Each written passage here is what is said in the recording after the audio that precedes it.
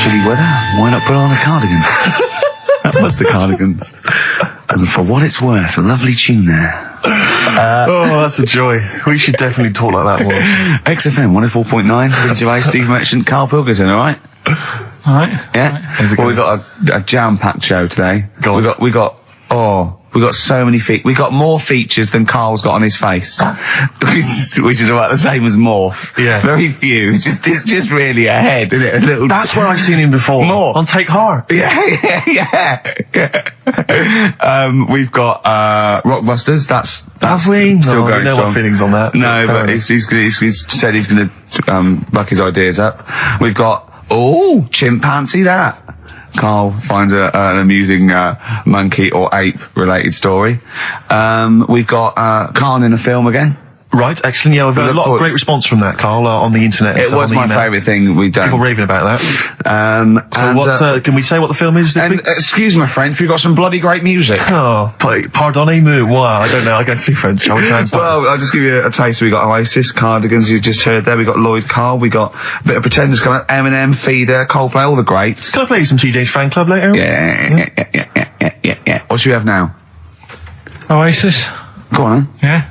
Brilliant. Oasis and Songbird. It's a nice little ditty. It's alright, yeah. Of a Saturday. Yes, thank you. XFM 104.9, Ricky Gervais, Steve Merchant, Karl Pilkington. I think we should go straight into it, Karl. I think we should do the competition. There's Karl in the corner. It seems a little premature, doesn't it? Do you reckon? Yeah, I think think so. so. It's so good. We should tease it out of them. Well, it's a big thing. It's just that I've got absolutely nothing to say.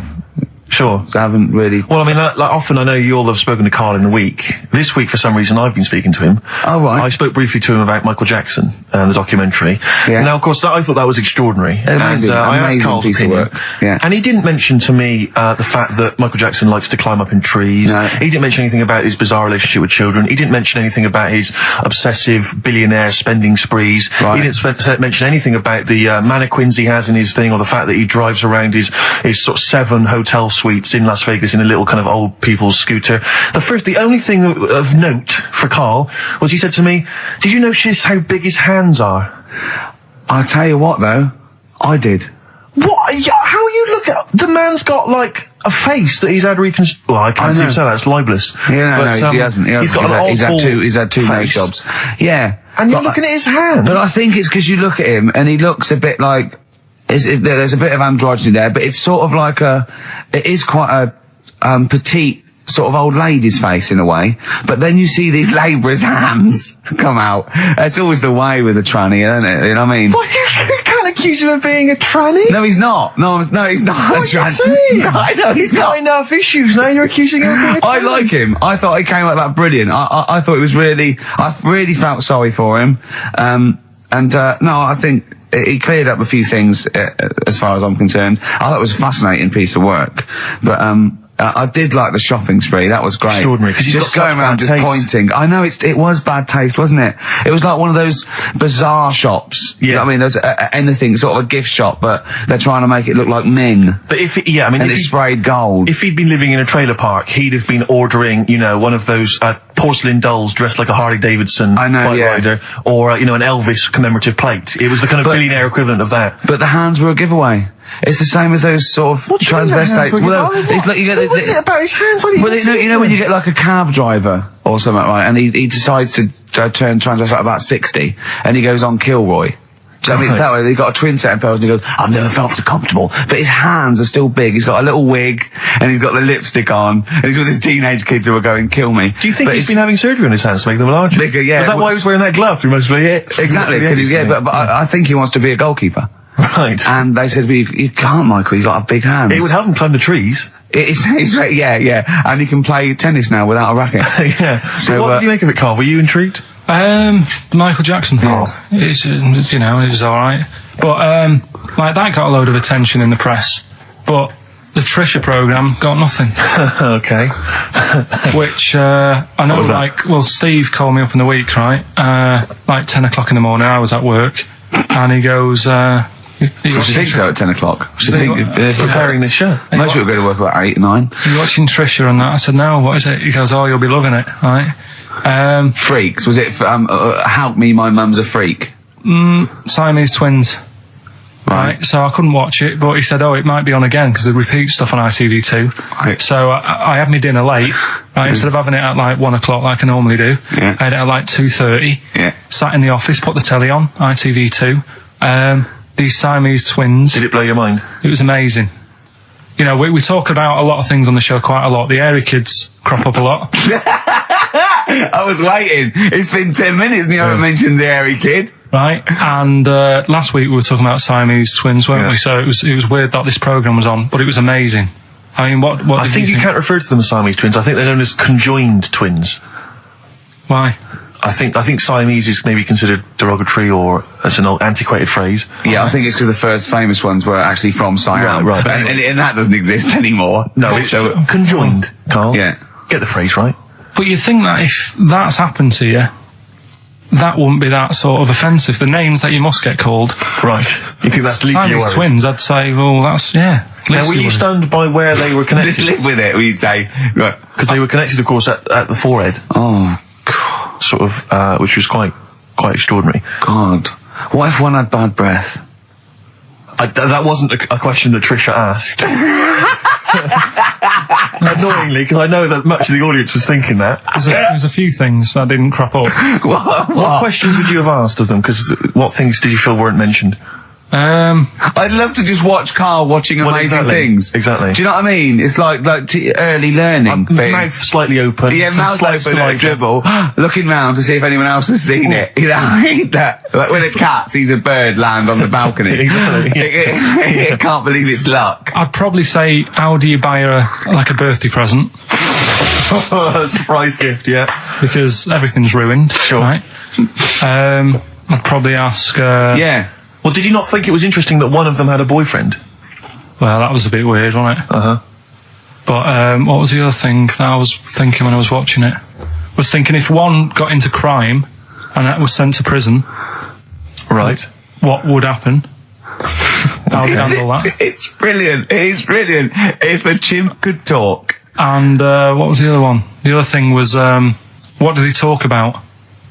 Because it's not as if you can say, well, guess what I did today? Do you know what I mean? Yeah.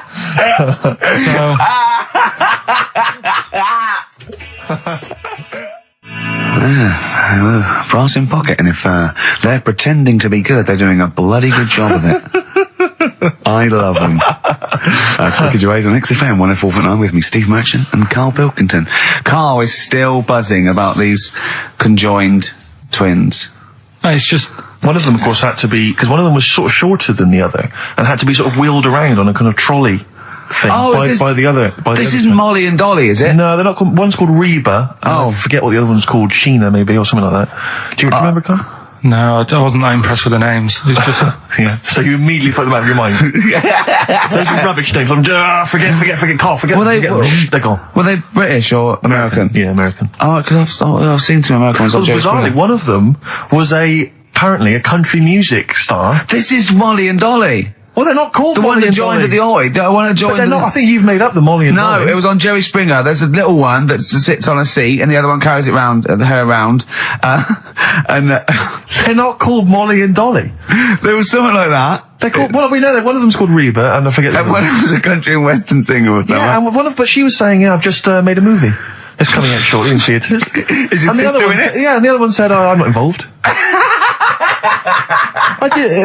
It's utterly bizarre because they live there. They work so hard to live their lives separately. Yeah, they say it's all. Yeah, exactly. of course. So, Yeah. You know, they try not to. So she's talking about her music career, and the other one's sort of not taking any kind of credit for it, which is nice. I It's suppose. weird though, because when she was singing as well, the other one just stands there. She doesn't join in. She doesn't sort of dance. Offer backing vocals. Do you know what I mean? Make a group out of it.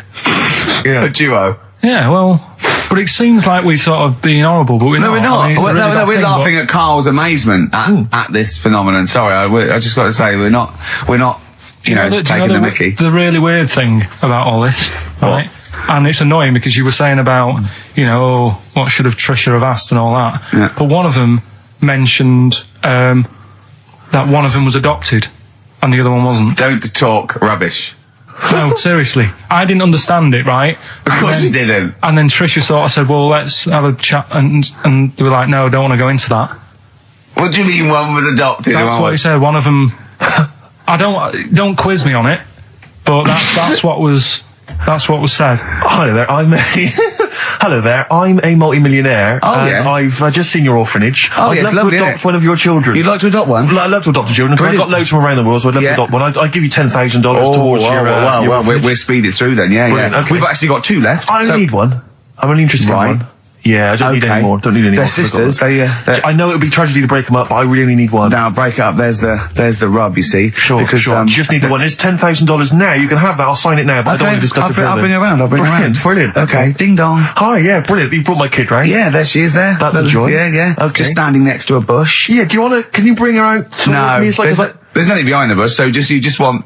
I just want to be able to walk 360 degrees round her. Do you want her or not? Yes. I can't believe it. What's that little trolley? She's talented. Oh dear. You're talking nonsense, Carl. Well, whatever. Feeder. That's it. Just the way I'm feeling. XFM 104.9. Ricky Gervais, Steve Merchant, Karl Pilkington. It's time for the newest quiz in town. This is where Karl inserts himself into a seminal film.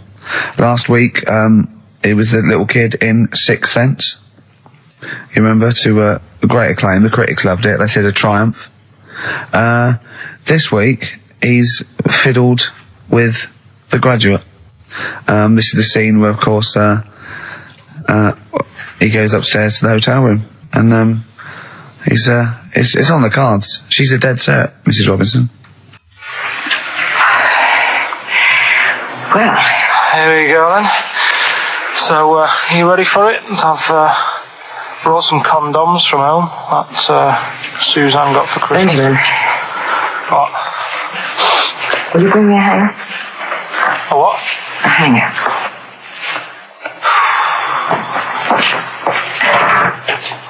Tell you what, I've got wood. What? Just saying, I've got wood. I've got metal ones as well. What sort do you want? Either one would be fine. Alright. There you go.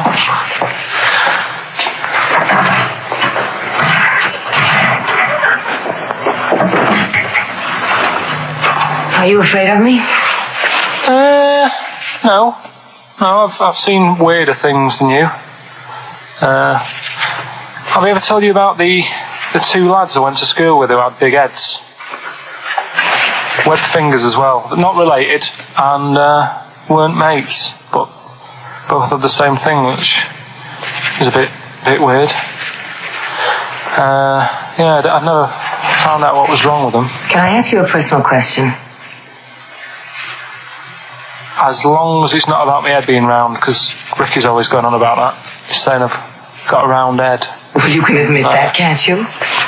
No, it's. I'd say it's a normal sort of shape. It's just round. It is, isn't it? Yeah, but what do you mean? So is yours. Heads should be It's round. nothing to be ashamed I'm of. not ashamed. It's just a normal shape. Mm-hmm. And you can talk. Look at your saggy arse. Anyway, get your knickers off. Hello, darkness, my old friend. Oh, that was a joy. Oh dear. It was an absolute treat. Now, I should say that obviously the prize is a copy of The Graduate. Now, bear in mind that XFM is giving away these prizes. Yeah. Carl is so cheap that he wouldn't even buy it on DVD. He's bought it for $6.99 on VHS. It'll be panned and scanned. It won't be widescreen. There's none of the extra features that you get on the DVD. Look at Carl's face. He's gutted. Carl, did you pocket the rest of the cash? No, I have to use my own money to buy these. Right? What, you're using your own money to give this stuff away? Yeah. So I had to go and buy that. XFM is so cheap, I I know. understand. Right? I know. And it's not worth having it on DVD, is it? 'Cause Why not? It's an old film, so. So the quality is. Do you know what I mean? They can't really tidy it up. Of course they can. They do it from a print. They don't do it from the video. They don't get the video and go, let's make it into a DVD. An old Betamax copy that someone had knocking about. Well, anyway, you It's the can. same film, though, isn't it? Fine, okay, well, you're right, it is yeah. the same But anyway, film, you can win $6.99's worth of The Graduate. The question, and it's email only, Steve, it's not Steve, it's ricky.gervais@xfm.co.uk. The question is, name the actor that Karl was taking the place of in the film, and of course the actress that he's performing opposite. ricky.gervais@xfm.co.uk. Lovely. Do you want to play something from there? I would love to. It would seem appropriate. Yeah. Dear Mr. Simon and Mr. Garfunkel, please, let's not have the sound of silence. Let's have some more beautiful music. Get that together, please, quickly. That's XFM. I think you should do every single link on it. Really, it's the best bit of the show. That's on XFM 104.9. Are we going to have time to play the clip again before, before 2 o'clock, let's say?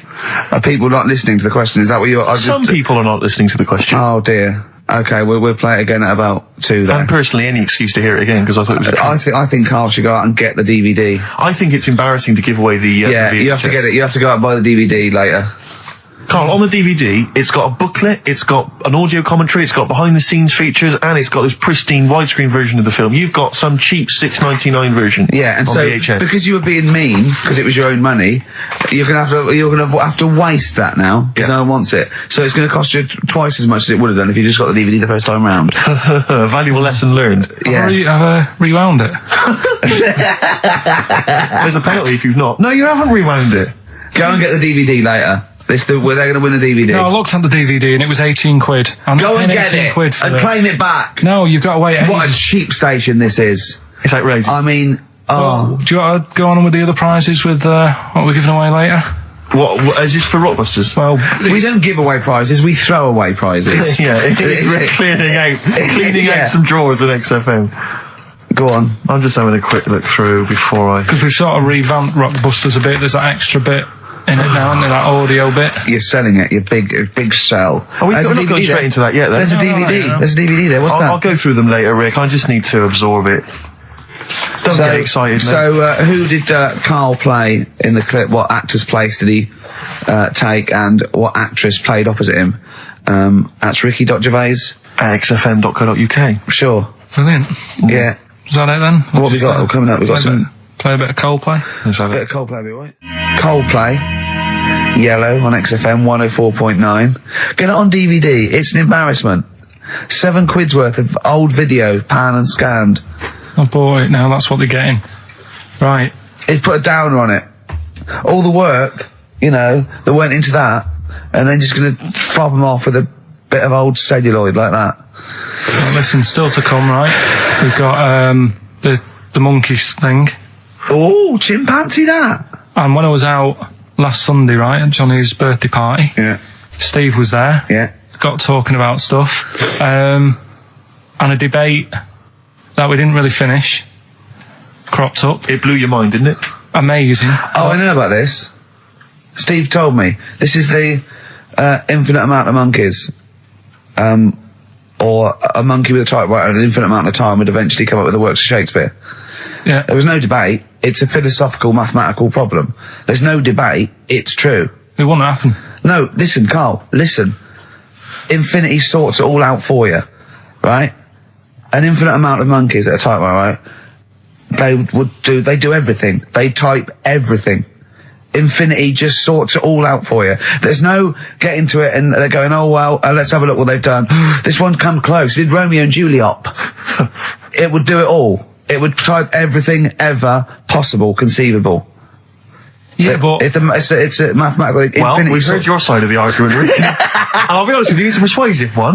But let's hear Karl, because he heard about this in a pub last week. Yeah, so what's he's your got some problem? strong What's your ideas problem with himself. it? What's your problem with it? well, first of all, right, you're saying it's a load of monkeys. It's not just one monkey. That Depends. can live forever. No, wait. It's either a chimpanzee with a typewriter with an infinite amount of time. He would eventually, by definition, mathematically, type everything ever possible. Okay, or it's an infinite amount of chimps with typewriters, and one of them will type it first time. But already, that's not right. You either need to have What do one you mean? monkey. What? You mean Let's hear his employment point. laws? He What do you mean can't- it's not right? Let's hear him out, please. If it's one monkey Yeah. with a typewriter that's got loads of ink in it and that, right? At least it knows what it's done in the past. It's not. Keep going. Crime. if you've got a load of monkeys, it's like if you have too many. What's that saying about too many chefs? Too many chimps spoil the soup. Right. Well, it's the same thing. It's like, well, I didn't tell you to put salt in it. I was going to put salt in it, and it messes it up. Whereas if it's just one, they know what's gone on. So what I'm saying is, honestly, just leave him go. I can't be bothered. I want to hear. I want to hear the rest. This blows my mind. He doesn't know what this does to me. It's a mathematical problem. I want to hear the rest. well, it's just I just don't think it will happen. What do you mean you don't think it'll happen? Infinity works it out for you by definition. Well, what's stopping them typing the same thing again? They would. In fact, the problem should be if you had an infinite amount of time that it would type. It works for Shakespeare an infinite amount of times and everything else an infinite amount of times. But you know, that's not as. But not Shakespeare. Oh, shut up, you idiot! Rick, do you know what he said to me? I said to him, I explained it to him. I said, God. you've got an infinite number of monkeys, infinite number of typewriters. They will type the complete works of Shakespeare. He said, have they read Shakespeare? You're an idiot! Play a record. said, no, I'm not having this they're not doing conversation. it from I'm not having memory. it. I'm not having it because it really, really winds me up. But you're saying they'll do it with no spelling errors. Well, they do it an infinite amount of times. And they do it wrong an infinite amount of times. And they spell the last full stop wrong an infinite amount of times. And they get one thing wrong in Hamlet wrong an infinite amount of times. They do everything an infinite amount of times. But are they going off a story that they've... Play a record, Carl, because I'm going to knock you out. I'm just saying... Shut up! Do they know the story? They're monkeys! Oh, Christ. No, Right, but- okay. Right, Carl. She's a girl and I'm a man. Good that, innit? On XFM, 104.9, Ricky Gervais, Steve Merchant, Karl Pilkington. As ever, Rick, there's always someone who steps in to defend Carl. Okay, what is the defence? What is the defence? Here's an email from Scott Coomer. He says, Carl is actually right. I've got an A-level in statistics and probability. It doesn't matter how long they have and how many monkeys you have. You cannot guarantee they would type the complete works of Shakespeare. Infinity makes it probable they would get it right, but not definite. Yeah. Well, yeah. Yeah. That's what I was saying. No, you weren't saying, Carl. You don't understand it. Infinity sort of sorts it out. But if they do anything, they nearly do everything, won't they? No, I mean, they'll give it a good shot. No, that's not the point. But the I'd point be is surprised if they did one page right. Right, listen, it's not to do with consciousness. It's not to do with them aiming. They are just bashing away at the keyboard. It's like they're used to show that there isn't consciousness. They chose the chimpanzee because it can type, presumably, hit the keyboard. It's because they hadn't come across you at the time. Yeah. It's to take out thought out of it. It's to take out reason and trying, right? It's just random. They're saying that if you typed enough things, if the computer was left typing everything, if you left it for an infinite amount of time, and they chose Shakespeare because there is meaning behind it, and it's difficult to get it exactly right, to show you that Infinity would come up with it's not just Shakespeare, it's every novel. It's everything. Fairly eloquent there from Gervais. A quick riposte, please, from Karl Pilkington. No, I'm just saying, what I don't understand, if it hasn't read it, then how does it know where it's going? Listen, right, listen, right, Can I just explain to people, right? Some people have said, why are you cruel to Carl? He drives me mental with things like that. What do you mean, let me just take a breather. How do I do your editing? It keeps coming in the week. You know that I work here properly, in the week, don't I? Yeah, I've got a proper job, Yeah. Should be 9 to 5, but I normally get in at about 8 o'clock and work. A lot of people getting 8 o'clock. Working hard, trying to do my job. 3 times this week, I've been rushing around. I walked past my little studio. He's sat in there, alright?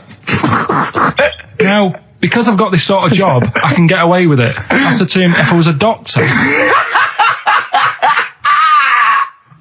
would he keep coming to me practice? If you were a doctor, there'd be severe problems with the NHS. Imagine that.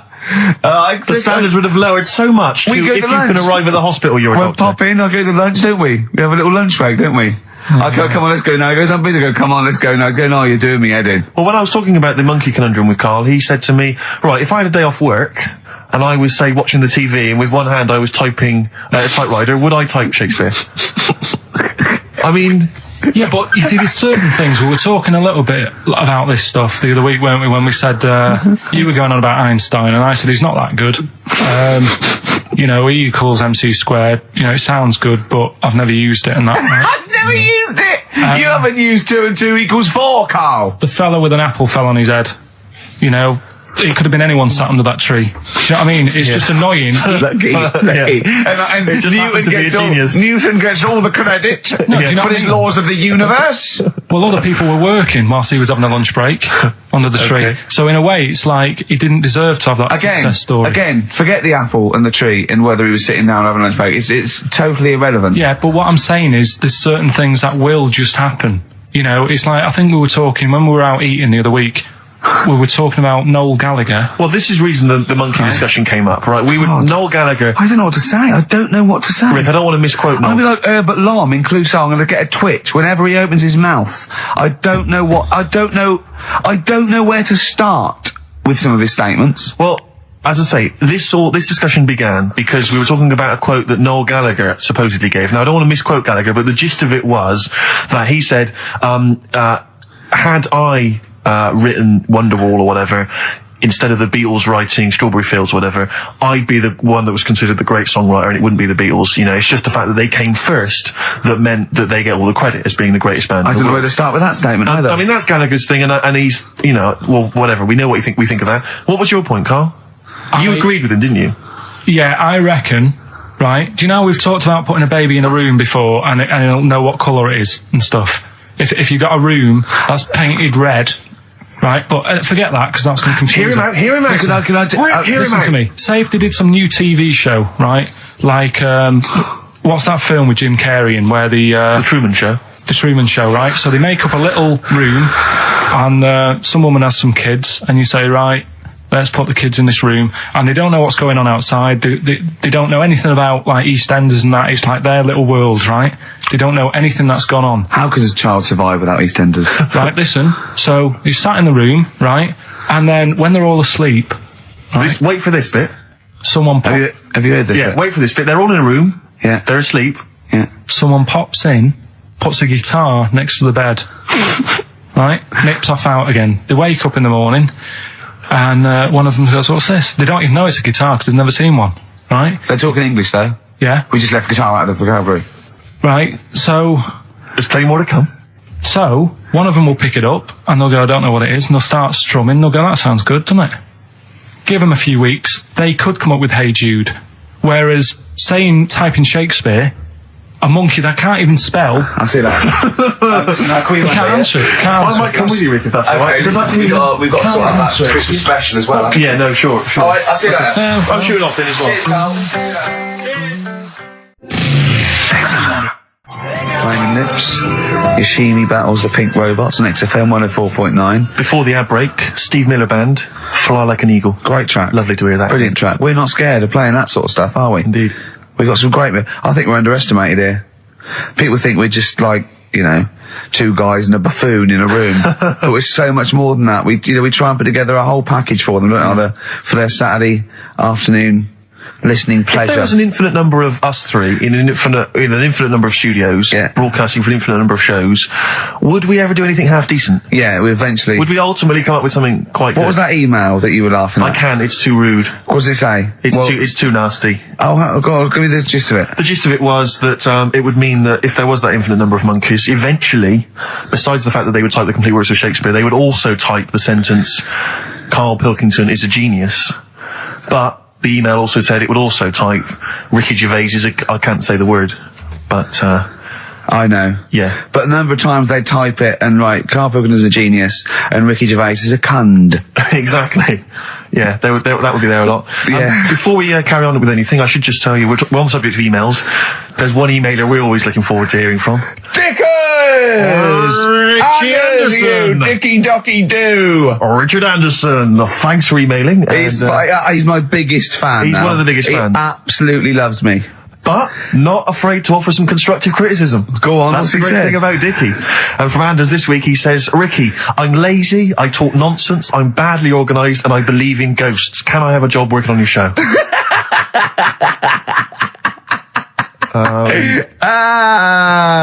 Possibly, Anders. Maybe send in a CV.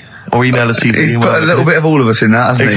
Oh, I'll ask him if he's a goggle-eyed freak, Steve. All right, calm down. Well, no, I didn't mean no need to get insulted. No, I didn't necessarily mean you, No did need I? to get nasty. Well, Also, I was thinking about that actually, Steve. Oh, God. Just talking of the old. What? What? Talking of the what? No. Do you know, like? This better be good. No, you don't have that many girlfriends. And that. what do you mean? Carl, why are we on this? I was defending you in the whole monkey discussion. Come on, what's your point? What's your point? What's your point? No, what's the point? What's the point? I just was thinking, If there was an infinite number of Steves? you're an odd-looking fella. Come on, Carl, get to the... No, you know I know that. I've told you that loads of times. What do you mean, you know I know that? Well, there's no point pretending anymore. Steve, I'm flabbergasted. But also, you don't like spending money, right? He's mean and weird looking. Valentine's Day. Are you sort of, you know... You've got to love him though, haven't you? What are you happier with? The fact that no girls like you enough, right? This is really mental. Or are you happy because you don't have to spend any money on a card for someone? A little from column A, a little from column B. Right, let's have more monkey news. What have we got? No, we've got so much to get into this show. Insults. We don't need the insults. I think we've got enough. We don't need the Yeah, insults. there's no more insults. No more What insults. angers me with Carl is you know he's been planning that. No, I haven't. I was thinking about it on the way in because Valentine's Day is coming up and I'm not a big fan of it. Condoms? You bought your girlfriend a box of condoms for Christmas. I don't think you can have a go at me. To be fair. No, but I don't just treat her on Valentine's. I'm always... Do you know what I mean? You don't even treat her on Valentine's. You don't even treat her at Christmas or on her birthday. When do you treat her? Hang on a minute. Wait a cotton picking minute there. Oh, why I order. Wait a minute. What was that? Tiffany dog.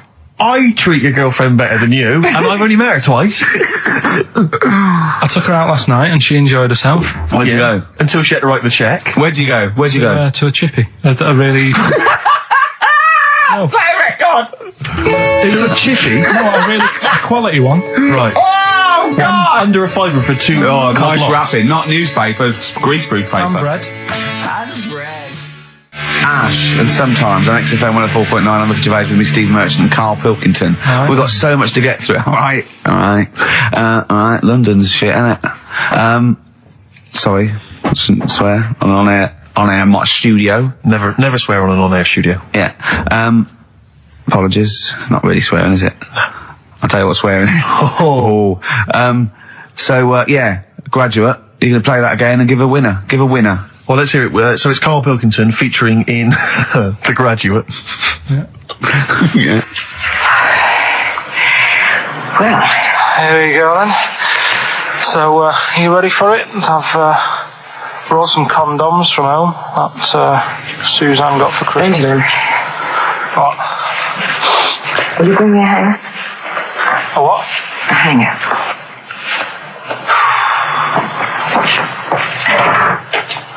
Tell you what, I've got wood. What? Just saying, I've got wood. I've got metal ones as well. What sort do you want? Either one would be fine. All right. There you go.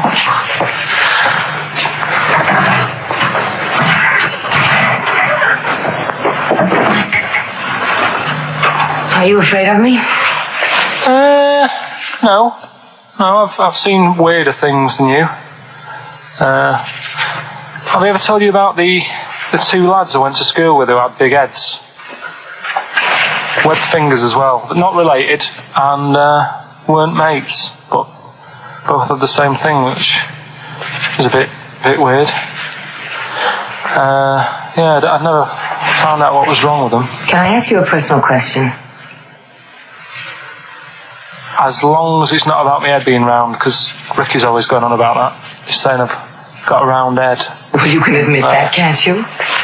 No, it's I'd say it's a normal sort of shape. It's just round. It is, isn't it? Yeah, but what do you mean?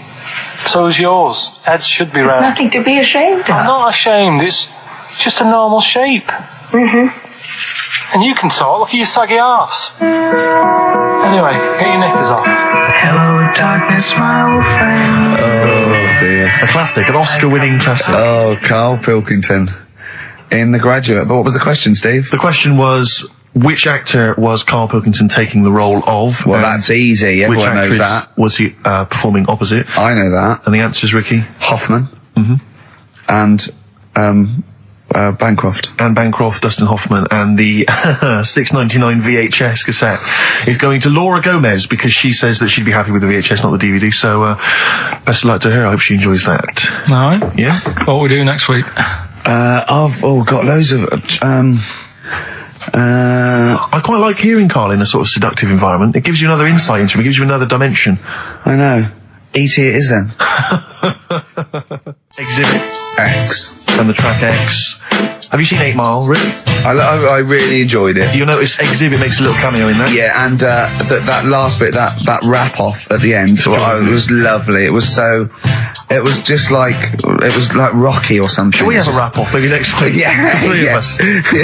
yeah. Let's try and master the art of talking civilly to each other first before we start making it rhyme. Oh, Rockbusters, Karl? Yeah. I'm not a champion of Rockbusters, as you know, but I think it's overstayed its welcome. But I'm Well, I think Karl's just giving the fans what they want here. Okay. It's a popular thing, isn't it? Got some good prizes. The press are behind it. Let me tell you what the prizes are. It's a dance music compilation, Cream Trance Anthems 2003. I've been playing a lot of trance on the station. I put that on quite a lot and danced to it myself. There's the original motion picture soundtrack to the forthcoming film adaptation. When you've seen the film, I'm sure that will mean more to you. You like that, don't you? It's a good movie, yeah. Nicolas Cage playing himself and a twin brother. And it's wrritten by it's directed by Spike Jonze. Joined at the, what? No, they're not joined at the hip at all, or at the face. And we've also got the best one-hit wonders album in the world ever. What have we got on there? We've got things like The Crazy World of Arthur Brown, brilliant. Nana, 99 Red Balloons. The Rembrandt. In fact, it kicks off with Nana. Sure. That's followed up by I'll Be There For You, the theme from Friends by the Rembrandts. Yeah. And of course, Breakfast at Tiffany's by Deep Blue Something. Brilliant. Deep Blue Something. Is What that the worst happens name ever? I think it possibly is. No, Sixpence None the Richer. Sixpence None the Richer. That's a Quite pretty good. bad name. Okay, again, I know we've got a lot of chill-out fans who listen to us. So, the best chill-out album ever. Yeah. Bear in mind, of course, all these prizes collated by Karl from, I guess, people's drawers. Yeah, look in the drawer. Oh, dearie me. What is it? The only thing probably worth having is it's topical, if nothing else, Karl. A 7-inch by the White Stripes, Merry Christmas from the White Stripes. That was their exclusive Brilliant. Christmas single. So if That's early, isn't it? You get that. It is worth A lot of people have got to wait 11 months before that's released. Or was it last Christmas's? Exactly. And I have never heard of this DVD. Go on. I like to think of myself as being fairly familiar with TV and films, but I have never heard of Stephen King's Rose Red. Welcome On to DVD. a place evil calls home. And it's on DVD, it's certificate 12, so don't imagine anything too shocking. And it looks appalling. Is Rose Red Mansion truly haunted? To find out, Professor Okay, we've got the gist of it. They're It's a not living very place good of- prizes. They're cobbled together, but if you've got nothing better to do, call in if you know the answers to these clues. It's Rockbusters. Let's not Right, let them so call in, Rick. I Please don't give let you- these people call in. No, they're not calling in. It's email only. Carl, don't interrupt me. I'm just... Yeah. Ricky.gervais@xfm.co.uk. Email only. I can't stress that enough. We just don't want to speak to you people. Right, go on. Right, so I give some initials out and a cryptic clue, and it makes up the answer on that. Well, sometimes it does, yeah. Go on. There's two of them, there's a new aspects, which I'll explain about in a minute. Oh, so, the first one is, cryptic clue is, well, if he would have been wearing an helmet, it would have been alright. And the initial there is B, right? So, well, if he would have been wearing an helmet, it would have been alright, B, right? Band or an artist. Second one, why are them Jamaican fellas swinging fish around their head? Okay. Alright, initials Just fills me with... DS. Why are them Jamaican men swinging fish around their head? Alright? And the final bit to Rockbusters. It's a new bit. Last week I played you this.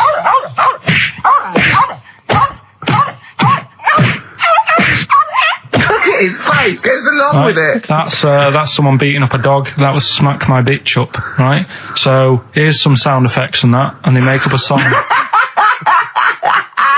I can listen to him talk Hang on, all day. let's have a listen to the effects.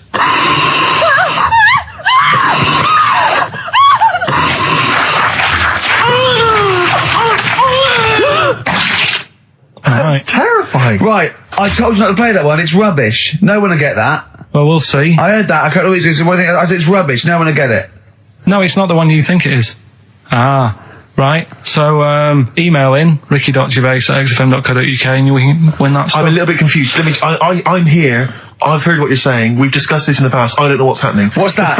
Is that a clue? That's a cryptic clue. That's screaming to a song, is it? It was screaming. Well, don't say it. It should stand up by itself. Don't give him any clue. Hang on a sec. So this is the name of a song. It's not a band or an artist. Yeah, the sound effects. So the first two bands or artists, and the last one is the name of a song. I said we should abandon this. I said we should just pack it in. What, the show? Yes. Come on, someone talk. I'm looking at his face. His headphones are too loud. Instead of turning them down, he's just grimacing, going, "These are too loud." I don't understand it. Yeah, how have you lived this long? How did you make it to 30 without getting squashed or eating something deadly poisonous? I told you I used to choke a lot. We've had an email from placebo, the bitter end. We've had an email from Andrew Forrest, who has just simply entitled it Karl Pilkington. Oh, Karl Pilkington. What do you think of that? That's got to be your new name from now on. Oh, I had a mate who used to use it.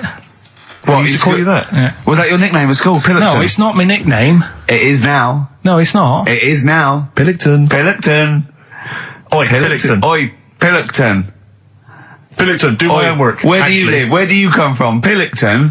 No, there's this lad who called Mark, right, who I used to go to school with, who used to call me that.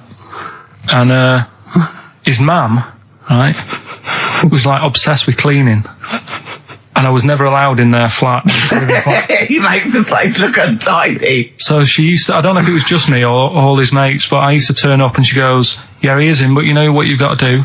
And I used to have to go round the side of his flat, and he had a computer, right, which I used to play. I didn't have one at that point, but he had one.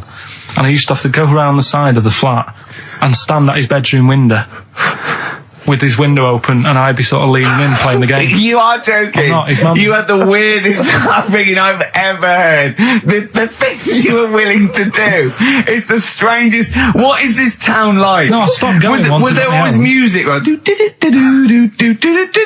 There's the horse in the house there. Oh, look at these two kids with big heads and webbed feet. All right, Ronnie. All right, Reggie. What was it like? She was obsessed. It is like you've grown up in a cartoon made for children. Yeah. No, his mum was really obsessed with cleaning. Can I play it through his window? I used to. It's Mrs. Ramsbottom. Can I play it through Mark's window? Aye, you know what you have to do. She used to be up till about 3 in the morning. Pilkington again. Have you washed your hands? What up till 3 in the morning? She Washing. used to be up doing the tiles in the kitchen. Washing until 3 in the morning? It's at 3 in the morning. And for ages and ages, that saying that out on the tiles, I used to think that came from, like, his mum. Because she was out, like, cleaning them late. So, till I was about 13, I thought that saying, out late, on the tiles, Yeah. was... And now you're not confused by anything. Well... There's no misunderstandings in your life now, is there? So what he was allowed to walk in and out of the house, was he? Oh, he was alright, and he used to come round to ours a lot, and my mum used to get these pies from Hagenbach's, right? So... I don't know what that is. It's at that bakery where they used to chuck the cakes out the back, I'll tell you about. Yeah. Oh, when used to you come at round. 6, you at 6. He loved it, but I could never go round to theirs, or if I did, it was like, well, yeah, he is in, and I'd go, alright, and then I'd walk round the side of the flat. Stand outside. Why did you ever knock at the door? Why don't you just go around and knock on the window? Just to check he's in, because he wasn't always in his room. If You he say was it in was the a- lounge, he'd have to go to his bedroom, and then that's You where say he To meet you. This is the strangest. And you'd play a computer game through the window. You say it was a flat. It wasn't like a 5th story one, and you had to get in one of those kind of cleaning contraptions and, like, winch your way up. on I the love floor. the idea of that. So- Oh, Pilkington. So, Right, we're done. that's What's he this? told me. Have you got me any chimpanzee that? We've or? got monkey news still to cram in the next. Like, Let's do monkey news 25 now. minutes. I need some monkey no, news. I think we've done enough here, right? What do you mean? I think we've done enough here. We'll play a little song, eh? What? Play the verb. All right. Go on. He's getting all stressed because I screamed. Sparky's Dream, Teenage Fan Club. I'll tell you, I'm sick of the screaming, Rick. I'm sick of that. I mean, no wonder Carl hates you, and that is the word I don't use often, but he does, and I've spoken to him in the past, and he loathes you. Monkey news. Give us one of the screams so the audience at home gets to say so. I'm taking my headphones off. No, I'm not going to scream. Go on, let's see what... Right, that come wasn't on. what you were doing. Was it worse than that? Yes! Right, come on, monkey news. We're not It's not called monkey news. Chimpanzee, we're not going to pack all the monkey stuff in. We've got a quarter of an hour. What other show can say that? Yeah. We're not going to pack in all the monkey news. We've got 15 minutes where we can't get all the monkey information in. Right, come on. Well, you're going to love this one. Go on. Let's have the jingle. Oh, chimpanzee that! Right. I don't know how recent this was, Oh, God. 17th century? but it happened in Hackney, right? If you're outside London, that's in a place in London. And it's this monkey that's going about Hackney, nicking DVDs. Even the monkey didn't go for videos. Even the monkey knew, well, there's no point getting on VHS. The Grudge on VHS. You're having a... Throw it back. Right, and there's a girl called Lisa who works in our office here, right, and I mentioned it to her because she lives in Hackney. I said, you familiar with this? And she said, oh, I remember something about it, which annoyed me. The fact that a monkey's running riot, but she didn't know the full story, and she lives there. What do you mean a monkey? Do you mean a chimpanzee? Or a monkey? I don't know, is he a zoo in Hackney? Is he a zoo there? I don't know what sort it was, but it was like... Is there a zoo in Hackney? I don't know, that's what I was asking. So, right, get on with the story. So anyway, it's been robbing stuff, and the other bit that really puzzled me, right, is the fact that... And you're not easily puzzled by monkey news? They took fingerprints. What do you think about that? Well, they took fingerprints, presumably because they didn't know it was a monkey to start with. No, they did. They saw it, nicking stuff, and they said, get fingerprints.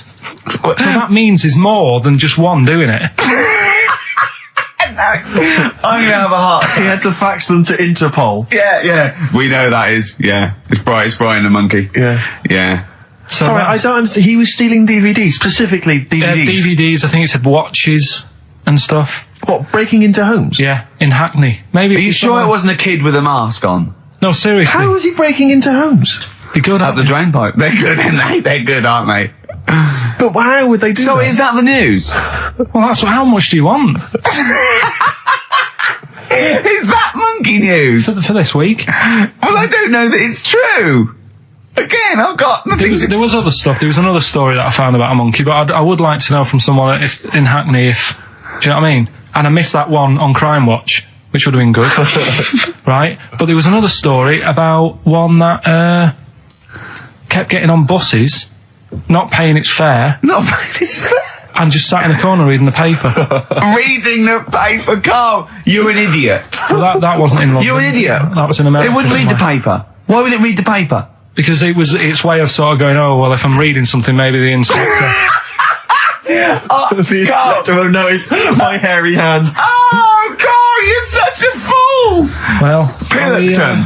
Carl, we've just had a news flash that an infinite number of monkeys in Hackney and an infinite number of typewriters. Yeah. We don't know what for. At this stage, we've got no more information. And they've taken back an infinite amount of graduate on video. This is rubbish. See the grass, seen the light. I just think of people sort of of a Saturday going, you coming shopping? I go, I can't, I'm listening to XFM, there might be some monkey news. And they waited 2 hours for that. What sort of a show has a feature called Monkey News? Well, I have to say, the monkey story has been corroborated. Which one? Well, this one, it says, police in Britain this week are on the lookout for a very different kind of burglar. A chimpanzee who has been sighted breaking into a house in Hackney, stealing a mobile phone and leaving. The chimp is also the prime suspect in a break and entry in a nearby house where part of a radio was taken. One policeman stated that it might have been trained to steal, but a monkey's not going to think, that's a mobile phone, I'll just have that. Look at Carl's face. Yeah. Fact.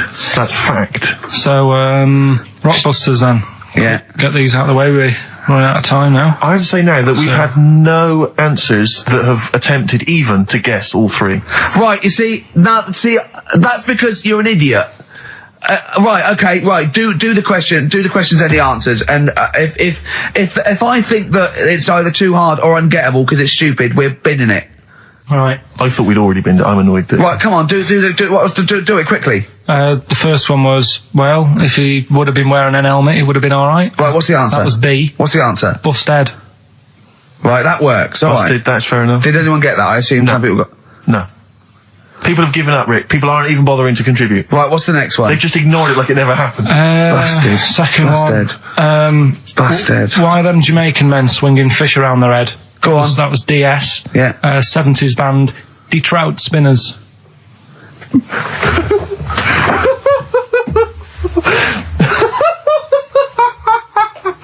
The Detroit Spinners have become the D-Trout Spinners. Yeah. Okay. Brilliant. And then the final bit, I play you some effects. They Let's went hear like this. this. Let's hear this. It's terrifying, Carl. It's sinister. Well, what's happened there? What was happening? No, what's the answer? That was Born Slippy. The woman was having a baby. The doctor tried to grab it. It fell onto the floor. That's in your head, Carl. That's just a load of screams. That's and in noise. your head. Oh. Do you know what? I haven't even got onto Born Slippy. I'm still on the Trout Spinners. Well, let's put a song. That's it. I don't know what to say. A song for the... A song for the ladies, surely. Did anyone get any of those? Let's end with Nick Drake and the Beautiful Riverman, and we'll see you next week. And hopefully, Born Blockbusters will be Slippy, Trout Spinners. ditched. Trout Spinners. Well, don't keep saying. Oh, proper rock band. Best band since Thin Lizzy. The Darkness. Well, big words. Growing on me. XFM 104.9. Bit rash, I think. R. Gervais, S. Merchant, K. Pilkington. With a little bit of that. I know for a fact that Steve is getting a little bit sick of Carl's attitude. Oh, his attitude's appalling. I quite like it though, because it's straight away friction, and he's sort of like, you know. To be fair, I genuinely don't think I'm the culprit in this. I think I come in and I just ask him a simple request. Yeah. And immediately on my back. Whinging, moaning, whining. I don't know if there's any evidence. Well, it's funny you say that actually, because in a survey, it came up this week. It's quite extensive. Mancunians take more sick days than anyone else. Mancunians take more sick days than workers in any other city in Britain and Ireland, according to Manchester-based employment firm. Survey by Peninsula found employees in Manchester take 11 sick days per year, whereas closest rivals Edinburgh and Dublin take an average of 9. Liverpool, Newcastle, Birmingham, and Cardiff only 8. Is Reading mentioned there? Or no, it's not even in. It's not even in there. They don't take days off. London is only 7. So the point is, I mean, I don't know you can take anything from it, but if you were an employer and you had a Mancunian and a Liverpudlian and they were equal on everything else, but you really couldn't afford them to be away, Liverpudlian's going to probably be away for 8 days. Sure. The Manc's going to be away for 11, phoning in sick. And so what can you? I mean, just analysing the data there. What would you extrapolate from that? I really don't know. I mean, call in if you've got any clues, or email us in if you've got any. I don't know why I think maybe. I don't know. Mancunians. I don't really know many people from Manchester. Well, I only know one, but I know he was off sick because he put on wet trousers and he got a cold, I think. Yeah. Well, he just said he was. Didn't come in for. Yeah. He left early as well once. Yeah. But I don't know. I mean, that's the survey. I don't know. I mean, it's evidence because it's statistics. So there you go. It's guaranteed evidence that that's proof. Any thoughts on that? Ricky.Gervais at xfm.co.uk. I mean, oddly enough, you're from Manchester, Carl. Yeah, I am, yeah. What are your thoughts on that? On what? Sorry? On the survey. Wasn't really listening. Sure. Well, Mancunians take off more sick days. They call in sick. I mean, presumably spuriously. Yeah. I mean, because they've got the same body. They're biologically the same. So they're obviously making up their life. Yeah. Some of the days, maybe there's just the 3 extra they're making up. Yeah, they're moaning. Probably because we work a lot harder than the others, so we're tired, so you're sick, so you need time off. Probably. Seems unlikely. I mean, the Scousers, to be honest, take them on, let them work in your office. But you know how many computers are going to go missing? Right, that so offensive. Is offensive. Right. This is a survey that proved you just made that up. You just carried on the myth that Liverpudlians thieve. Now that's not true. That is not true. Well, it's not. Well, some of them do. There's been no survey that you're more likely to thieve if you're from Liverpool than if you're a Manchester. So that hasn't been proven yet. So all I've got is the evidence from a survey of, I think, 3,500 people. It's proof that Mancunians take off more sick days. XFM 104.9. This is April Come She Will by Simon and Garfunkel. Simon and Garfunkel, April Come She Will, a lovely love song there. The X-List was all about sort of like sexy songs because of death of Barry White, of course. And Carl and Steve having a little argument. Steve said, well, there are such a thing as sexy songs, of course. Carl said, I can't understand it. How can something be sexy? How can you woo a woman with a song?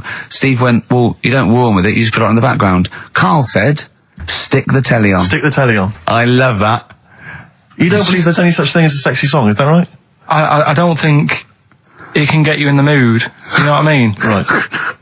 You're either in with a chance or you're not. I don't think it matters what song you put on. Well, I don't think it ups your chances. I don't think if it does. If you put Channel 5 on a Friday night, right, see a little bit of that action, gets anyone going. It's worth for me, and that's all. What's that, when pets go mad? No, you know, like, I don't know the titles of them, I don't look at the titles, but... That show with Chris Moyles? Do you mean the kind of erotic thrillers? Yeah, put one of them on, that gets you going a bit. I might be tired and that, but...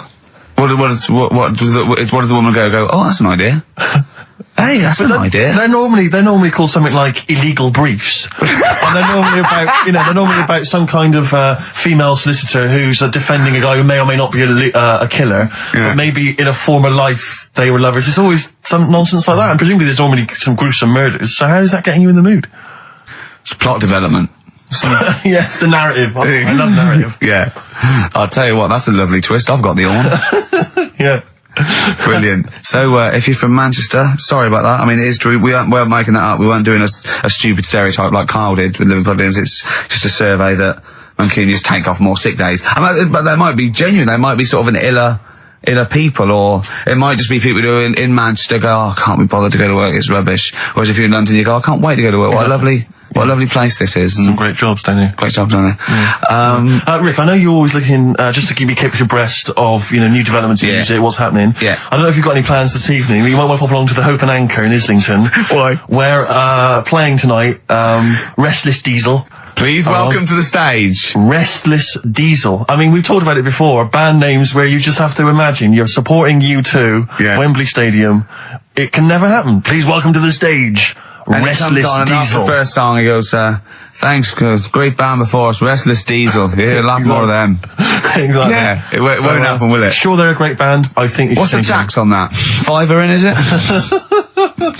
It's not telling us actually. But to pop down to the Hope and Anchor, maybe tell us how Restless Diesel was tonight. Yeah, just call in. Maybe call in on Christian show Monday. Just tell us how Restless Diesel were. We can make that a regular feature. Now, what's coming up on today's show? Well, listen, we got all the usual favourites. We got and some new ones. We got Monkey News. That's sorted. Carl told me. People are guaranteed Monkey News. He called in. He said, I've got some Monkey News. Brilliant. He's done that. I have to make sure. And then we got that. We've got some great tunes. I've got a great song from Tupac, some Cat Stevens, some Jimmy Webb, some Thin Lizzy. Can I surprise you with something from Aerosmith? And a little treat from Evan Danberg. We're quite rocky today, aren't we? There's a threat there won't be Rockbusters. Good.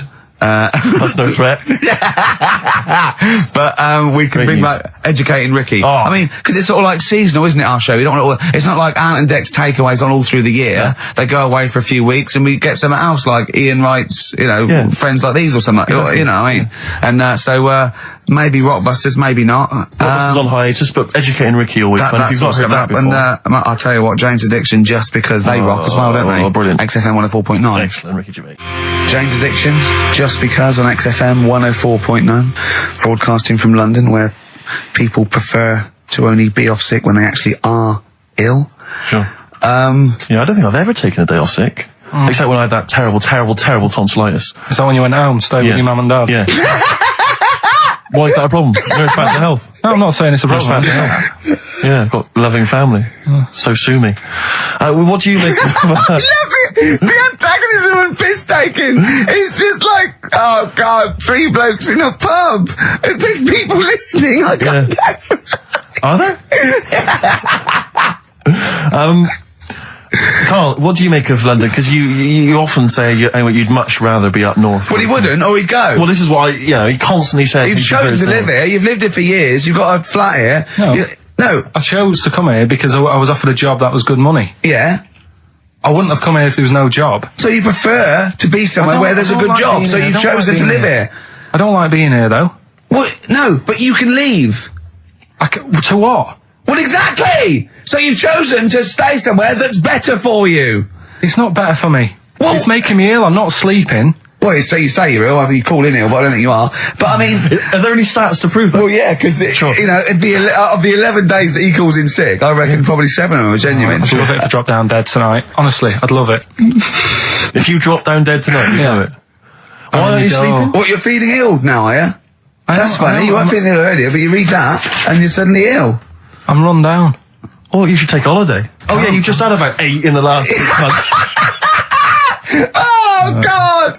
Why are you run down? Why are you run down? Yeah, what have you done? You sit in a little air-conditioned office. I haven't got time to tell you. Let's move on. Let's get on with stuff. What have we got anyway? Because we didn't have a chance to meet up this week. Me and Ricky could have done, but you said you were busy, Steve. Yeah, so I was. that's probably why you don't get run down. But finishing work at about 4 o'clock. No, so I could have had the meeting, but we gave you a time and you suddenly decided with very little notice that you couldn't make it. So Make it meetings and that. Oh. So what have we got? What have we got? It's 1:20. What have we got? We're on till 3. Well, we've been talking, we've been doing well, we've been playing some great rock and roll, we've been playing some lovely songs, we've told them, we've explained a survey, just for employees, be careful. Yeah. We've, put that out there, we put a shout out there, people know I mean, you're... would you say it was probably safest if you are an employer to never employ Mancunians? Well, I wouldn't go that just a far. I general wouldn't go rule that of far thumb? because you see that's only an average. So I imagine some Mancunians, like Londoners, are nice, reliable people. It's probably just a few bad eggs that throw the stats up Sure. a little bit. People that would go, I'm not coming in today. I'll put on some wet trousers. Sure. All right, stay in bed. Yeah. Stay in bed. Yeah. You still got them on? Yeah. Well, pop them off. Yeah. Put them on the radiator and go to bed with a little duvet. That'd be the best thing to do. Yeah. So, all right, Carl? Right, what's your attitude? Is it because you're tired? Yeah. Well, why are you tired, though? You were saying that watching those Channel 5 films again, weren't you? I'll tell you what, me and Steve were having a little meeting yesterday over lunch about, planning stuff for the show. And, Gary Kemp came up to me, started having a little chat about old times, and, I went, oh yeah. As he went away, Steve said, right, think of this. He said, Rick, don't take this the wrong way. Remember that sentence, don't take this the wrong way. So there's a right way and a wrong way. I could have taken this comment. He nodded to sort of Gary Kemp and went, he's aged better than you. I went, well, how could I take that the wrong way?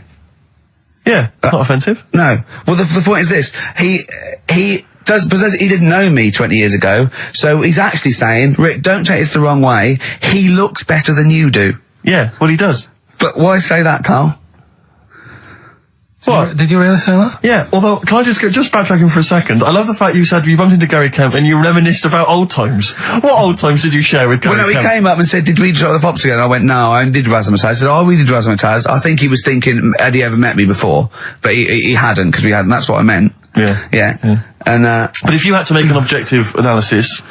I wouldn't. I think that's out of order. Sure. I mean, you're always slagging me off, but apparently you can't make a value judgment on something else. No. I wouldn't do that. Well, because you're morally all over the place. You don't know where you're coming and going. Believe it. Sure, you should hear what I say about you behind your back. So, would you say you're better looking now than you were? Or Then I'm what? would you say you're better looking now than you were? Than I was when? Well, have you aged well? Yes. You've aged well. Yeah, I've kept my looks. bit of Dando? Bit Evan Dando, this would be lovely, yeah. Evan Dando on a track called All My Life. That's beautiful. Yeah. I can't get enough of that. That's brilliant. Great stuff. Adverts?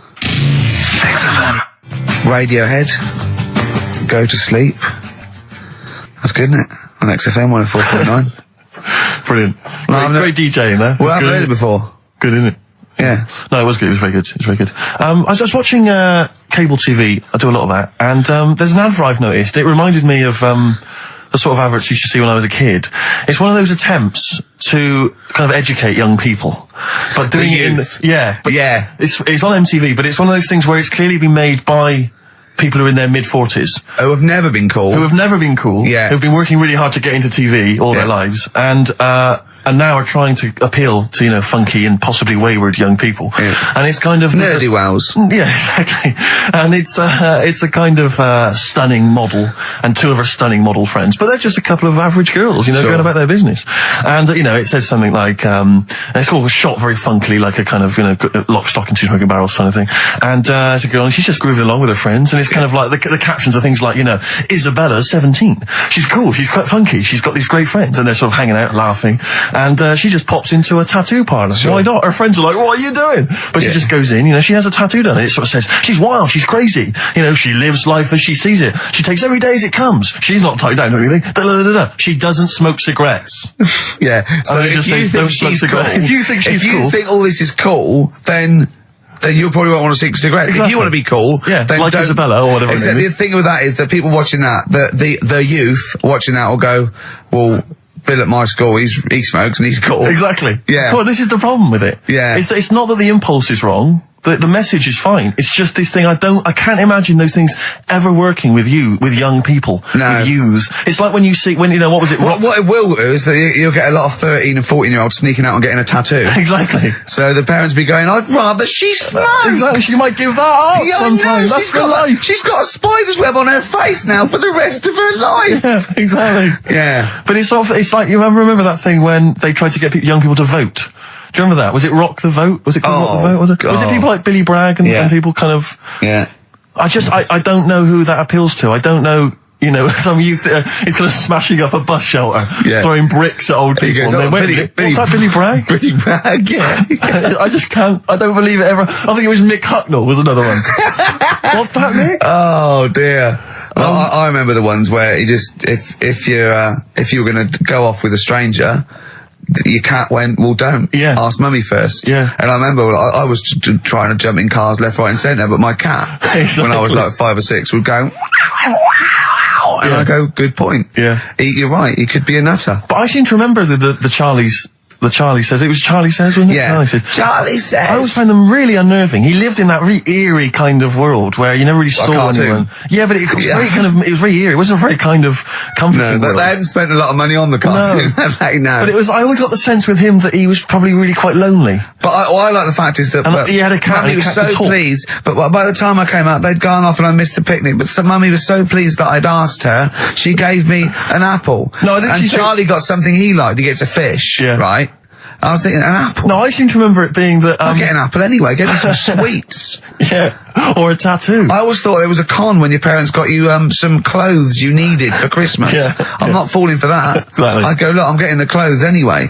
I want battling tops. But the Charlie Says, I seem to remember when they asked him to go off for the picnic, by the time he'd asked Mum, because she was on the phone, I don't know who she was chatting to in the middle of the day, the kids had gone, and I seem to remember that... clients. Exactly. I seem to remember that, he said, don't worry, he was fine, because Mum took him and Charlie on a picnic. Not as good. Who'd rather go, with your mates, or with your mum on a picnic? And your cat. Yeah. I mean, I think they were friends. The Scotch egg sinks a fish. Well, I had to bring it for Charlie. Don't bring raw fish in the picnic basket. I think they weren't friends with us. They were just local kids who go, let's go and ask that weirdo with the cat if he wants to come down the park. Let's go and ask the weirdo who thinks the cat can talk, yeah. and then run away when he goes to ask his mum. When he goes off to ask his mum, they're just going, ask your mum, ask your mum. Yeah.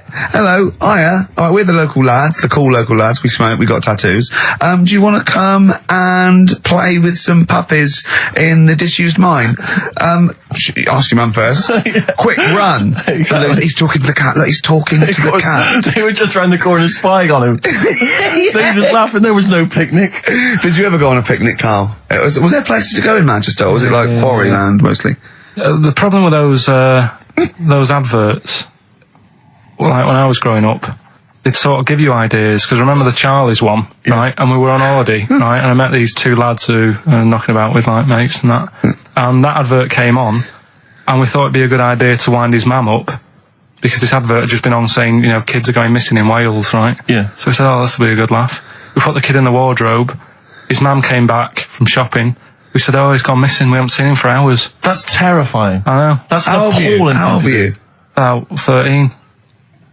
And what was his mum? She must have been... Yeah, she was going mad, and that's when we thought, oh, God, we've gone... Will we say anything? Will we pretend we don't know where he is? Oh, in the wardrobe, he'd suffocated. Yeah. That's horrible, Carl. I know, but it's just what you do, isn't it? It's just what you do. Well, no, you do. What do you mean? It's just what you do. But what was it? Was he in the wardrobe? Was he listening to this? Why didn't he go, Mum, it's all right, when he heard her crying? No, she wasn't crying, she was just panicking and screaming a little bit and that. Screaming a little bit. Okay, we'll tell her when the screaming starts. Exactly, yeah. And then, what's the other thing? Like, on the same, all this was going on when I was growing up. And, one time we're on holiday, and my mum says, right, if you're going on the beach, it's a big beach, But, you know, if you're going to go out and play there, I need to know where you are. So where are these bells? Where this cowbell around your neck? She gave me a balloon.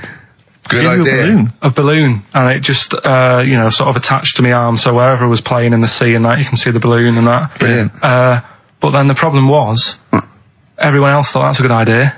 Cool. And it was just like loads of kids with balloons and that. Oh, I've ruined it. So that didn't work. Yeah. I had to bin that idea. Weren't you in a car park once? Oh no, it was New Year, and we were all gathering up. You know, like in Trafalgar Square at New Year, everyone gathers and they have a big kind of party and stuff. Well, in Bristol, they do something very similar on a smaller scale. And I was there one New Year, I was with my friends, and I for some reason I picked up a balloon during the evening. You know, I don't know where I got it from, but I was holding this balloon, and these girls came up to me, and I thought, yeah, nice, you know, maybe a little New Year kiss. They came up, they said, "Hey, are you going to be here for a while?" And I said, "Well, yeah, I probably will." They said, "It's just that we've arranged to meet back at you at midnight." What do you mean? Because I was so tall and had a balloon, I was towering above everyone else. I said, what? They said, we're going to meet back at you at midnight. They said, don't worry, you can go about your business because we can see you wherever you are. This is where Nelson's column is. No. No, this is in Bristol. Oh, right, okay, yeah. And so I'm sort of wandering around, and then at midnight these two girls turn up again, and some of these lads come and meet them, and they're sort of laughing and joking. I'm thinking, they're probably going to invite me back to a party. I watched them gain a cab. They went off. They had a wild night. But then I did have a balloon, so it was a great New Year for me. I did have a balloon. Oh, should we have a little bit of Tupac? Yeah, if you want. Yeah. There's a great lyric in this. It's picture me rolling, right? Mm. But at the end, he's saying about look at me now. I'm you know, drinking Remy and I'm in a Rolls Royce. And he goes, oh yeah, I forgot the DA. Can she see me from here? Can you see me, ho? And I think this is like District Attorney turning on the radio and Tupac going around going, can that ho see me? She's going, yeah, I can see you. Yeah, it's brilliant. Tupac. I'll tell you what, we should get rolling. Rockbusters. No. All right. No. Well, he has done it. He just said that he was worried about it because we said it's the last one. What do you think, Carl? I just don't think... I mean, can I just say now, Carl, seriously, I'm only responding to what we're getting on the email, which is people do not want Rockbusters. They really... There's one guy here who is... He says... it's James Pooley. He says he's preempted Carl by giving my answers to this week's quiz. I don't know what the clue would be, but his answer is no van ear. Nirvana. Yeah, good. Nirvana, yeah. That sounds like one. Number 2, he's just guessed. I don't know again what the clue would be, but the answer is Kid Creosote. Yeah, that's good. That's a typical Rockbuster. That is brilliant. That's a better game. And the last one is Harry Seacombe. Yeah.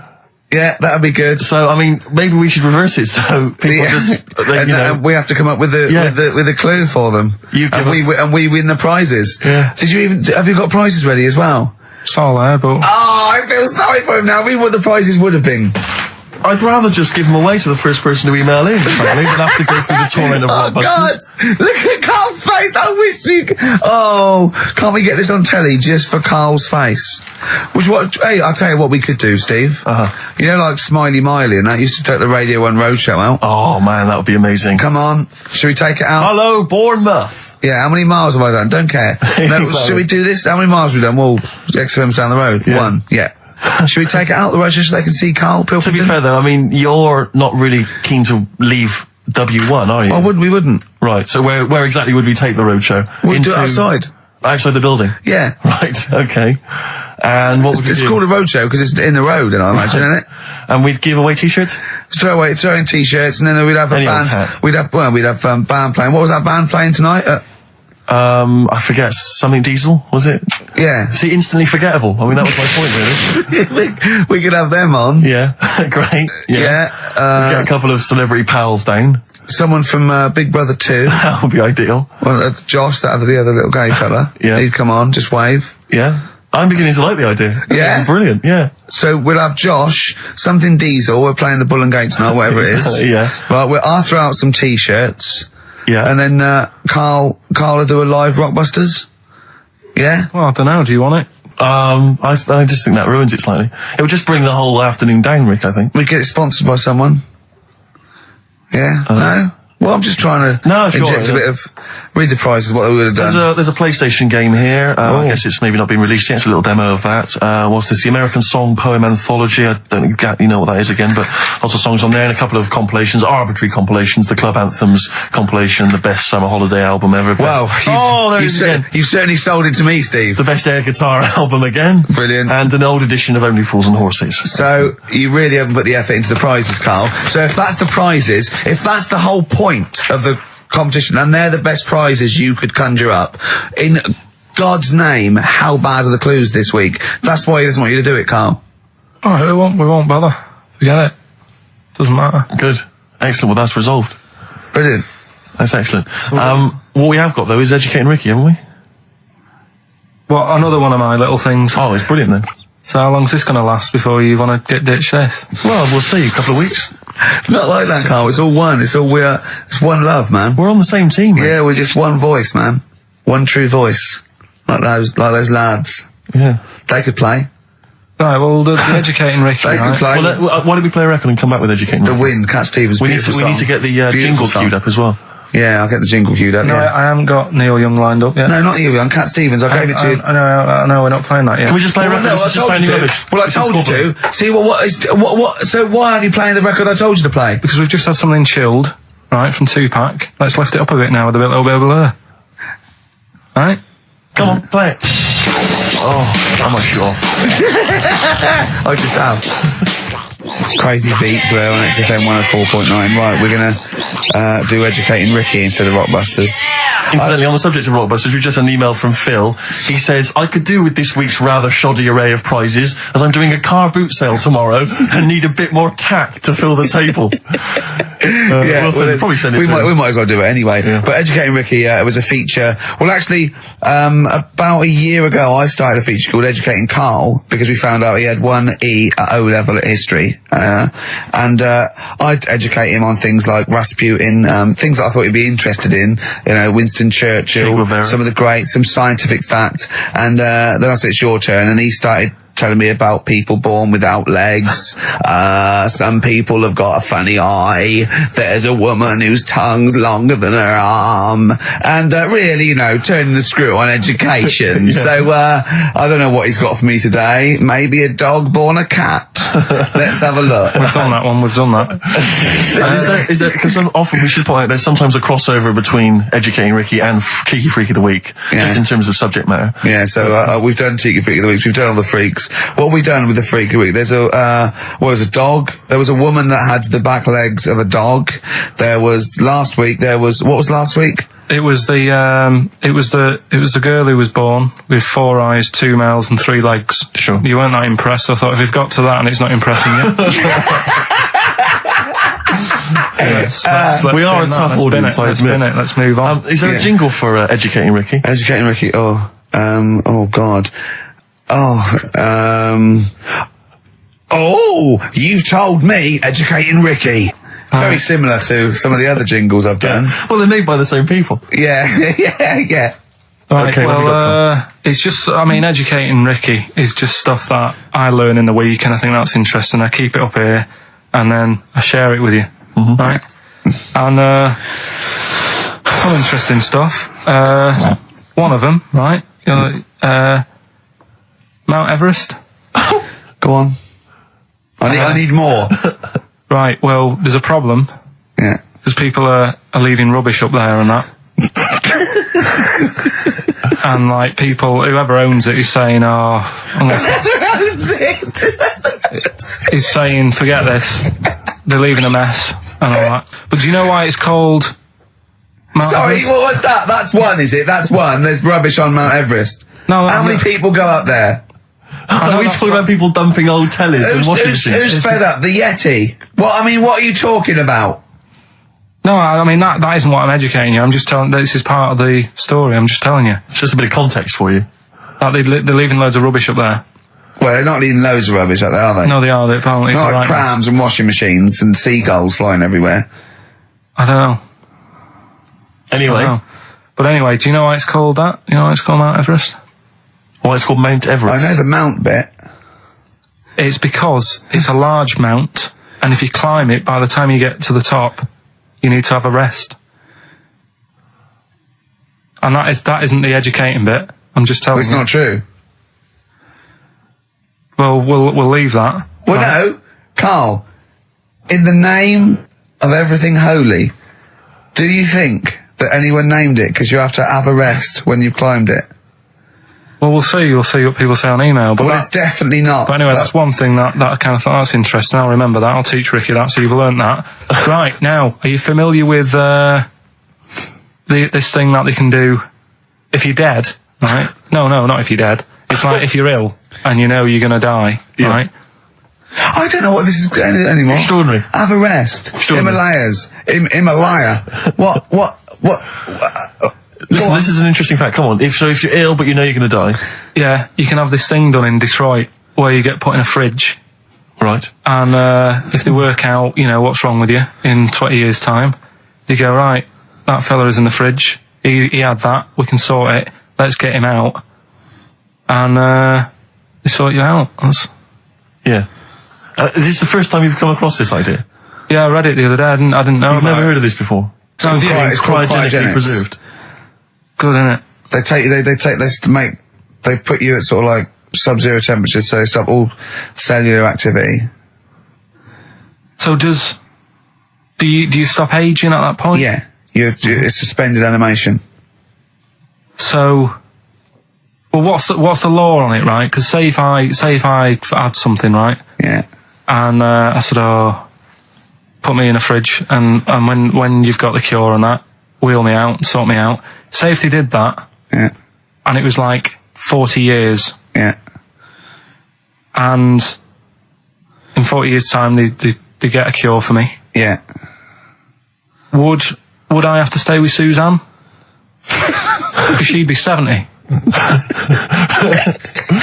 Do you mean what are the rules? Should you be allowed to date a younger woman? Well, it's not fair, is it? It's like good news, we sorted you out, but... I don't think she'd mind. I reckon she'd have the best 40 years of her life. Yeah. And plus, they're never going to find a cure for what ails you. That is genius. That is brilliant.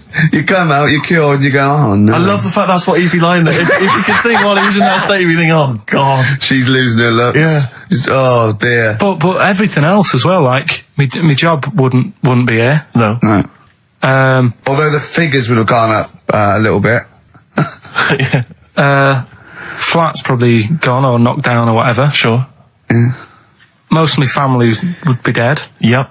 So what's the point? What? How do you know about it? Who's done it? Well, famously Walt Disney, apparently. I mean, Walt Disney actually did die, but had his body preserved so that should they one day be able to bring back people from the dead, they need Walt Disney. Hang on, who do we have? But with him, nothing is going to change, because when he comes out, Mickey Mouse will still look the same. Sure. Unplug and all that. Play a record. I don't know where your mind is. Play a record. It's brilliant. You just say words. Have a rest.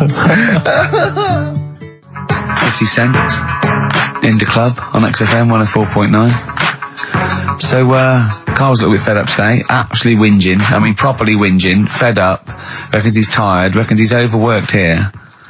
But do you know what I mean, Carl? Everyone gets tired. Everyone gets tired. Everyone does the same sort of hours. What do you do? Sort of 9 till 6, 7? About 9 till 7, 8. Well, no, because a couple of times this week I've sort of met you for a drink about 6. So it's funny, isn't it? That's weird. Some of the times I've come back after it, just for another 40 minutes or something whilst no one's around, try and get stuff done without phones going, without emails coming in. Yeah, we got to do it.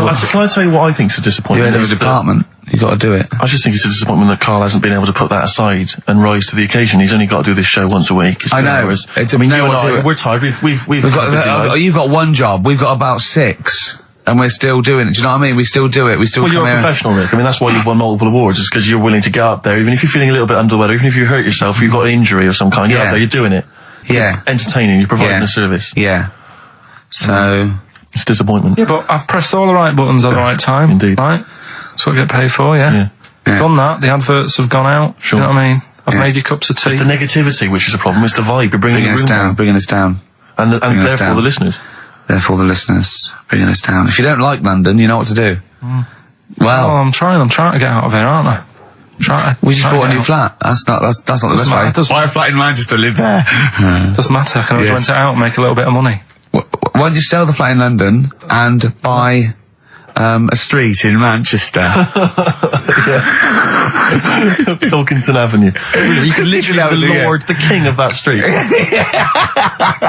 People could come to you like Solomon with their problems. Yeah. Well, he's come up from London. He's got London ways.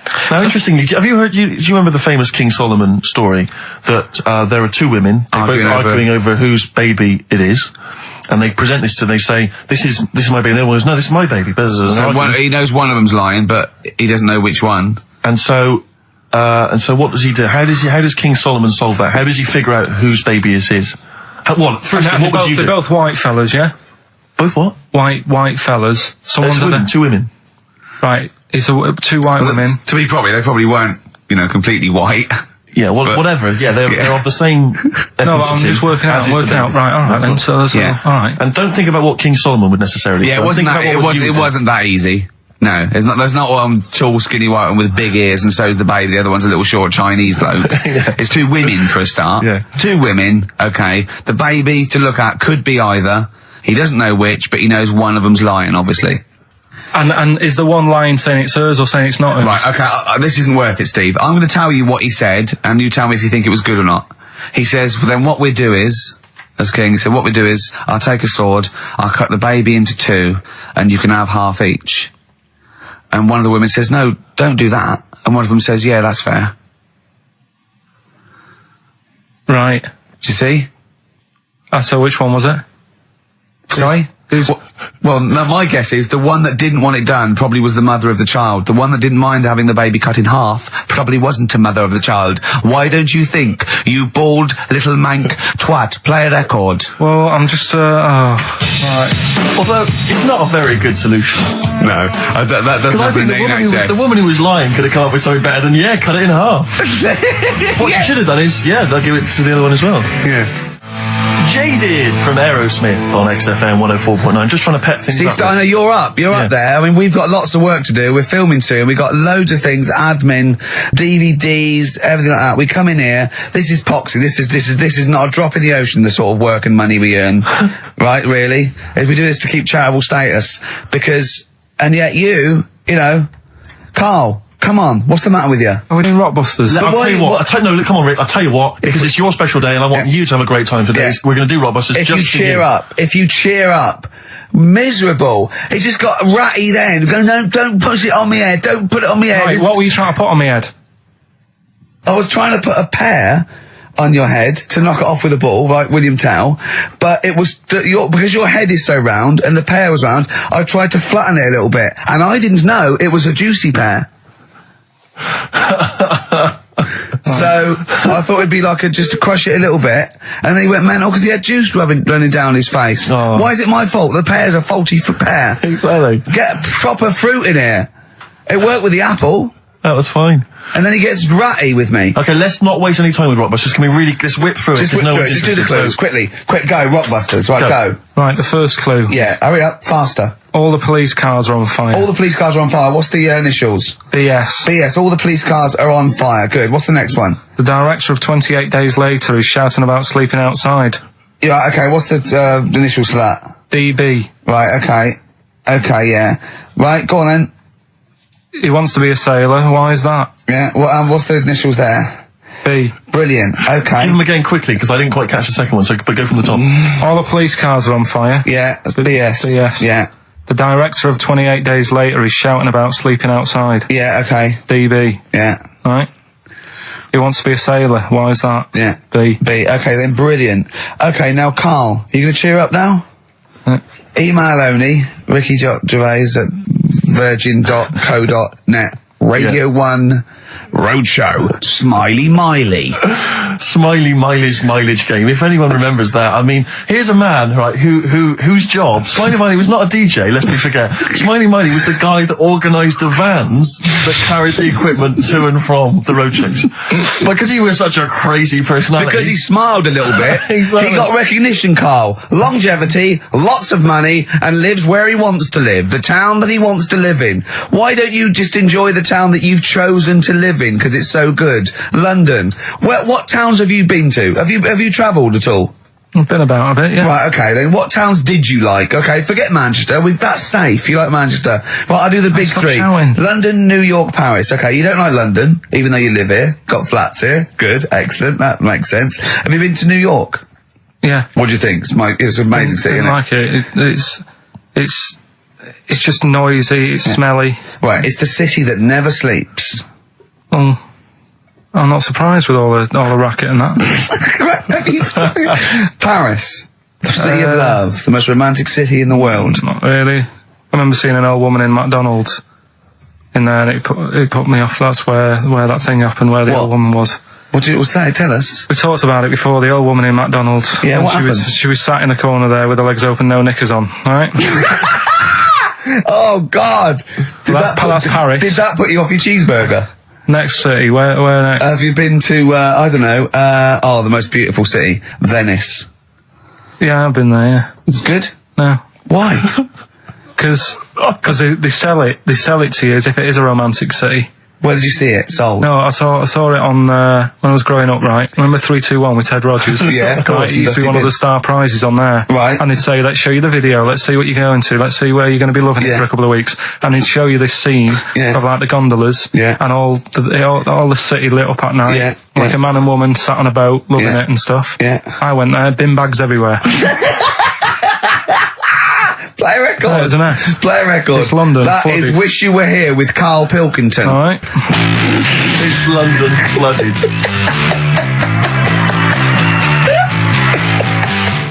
Black Rebel Motorcycle Club.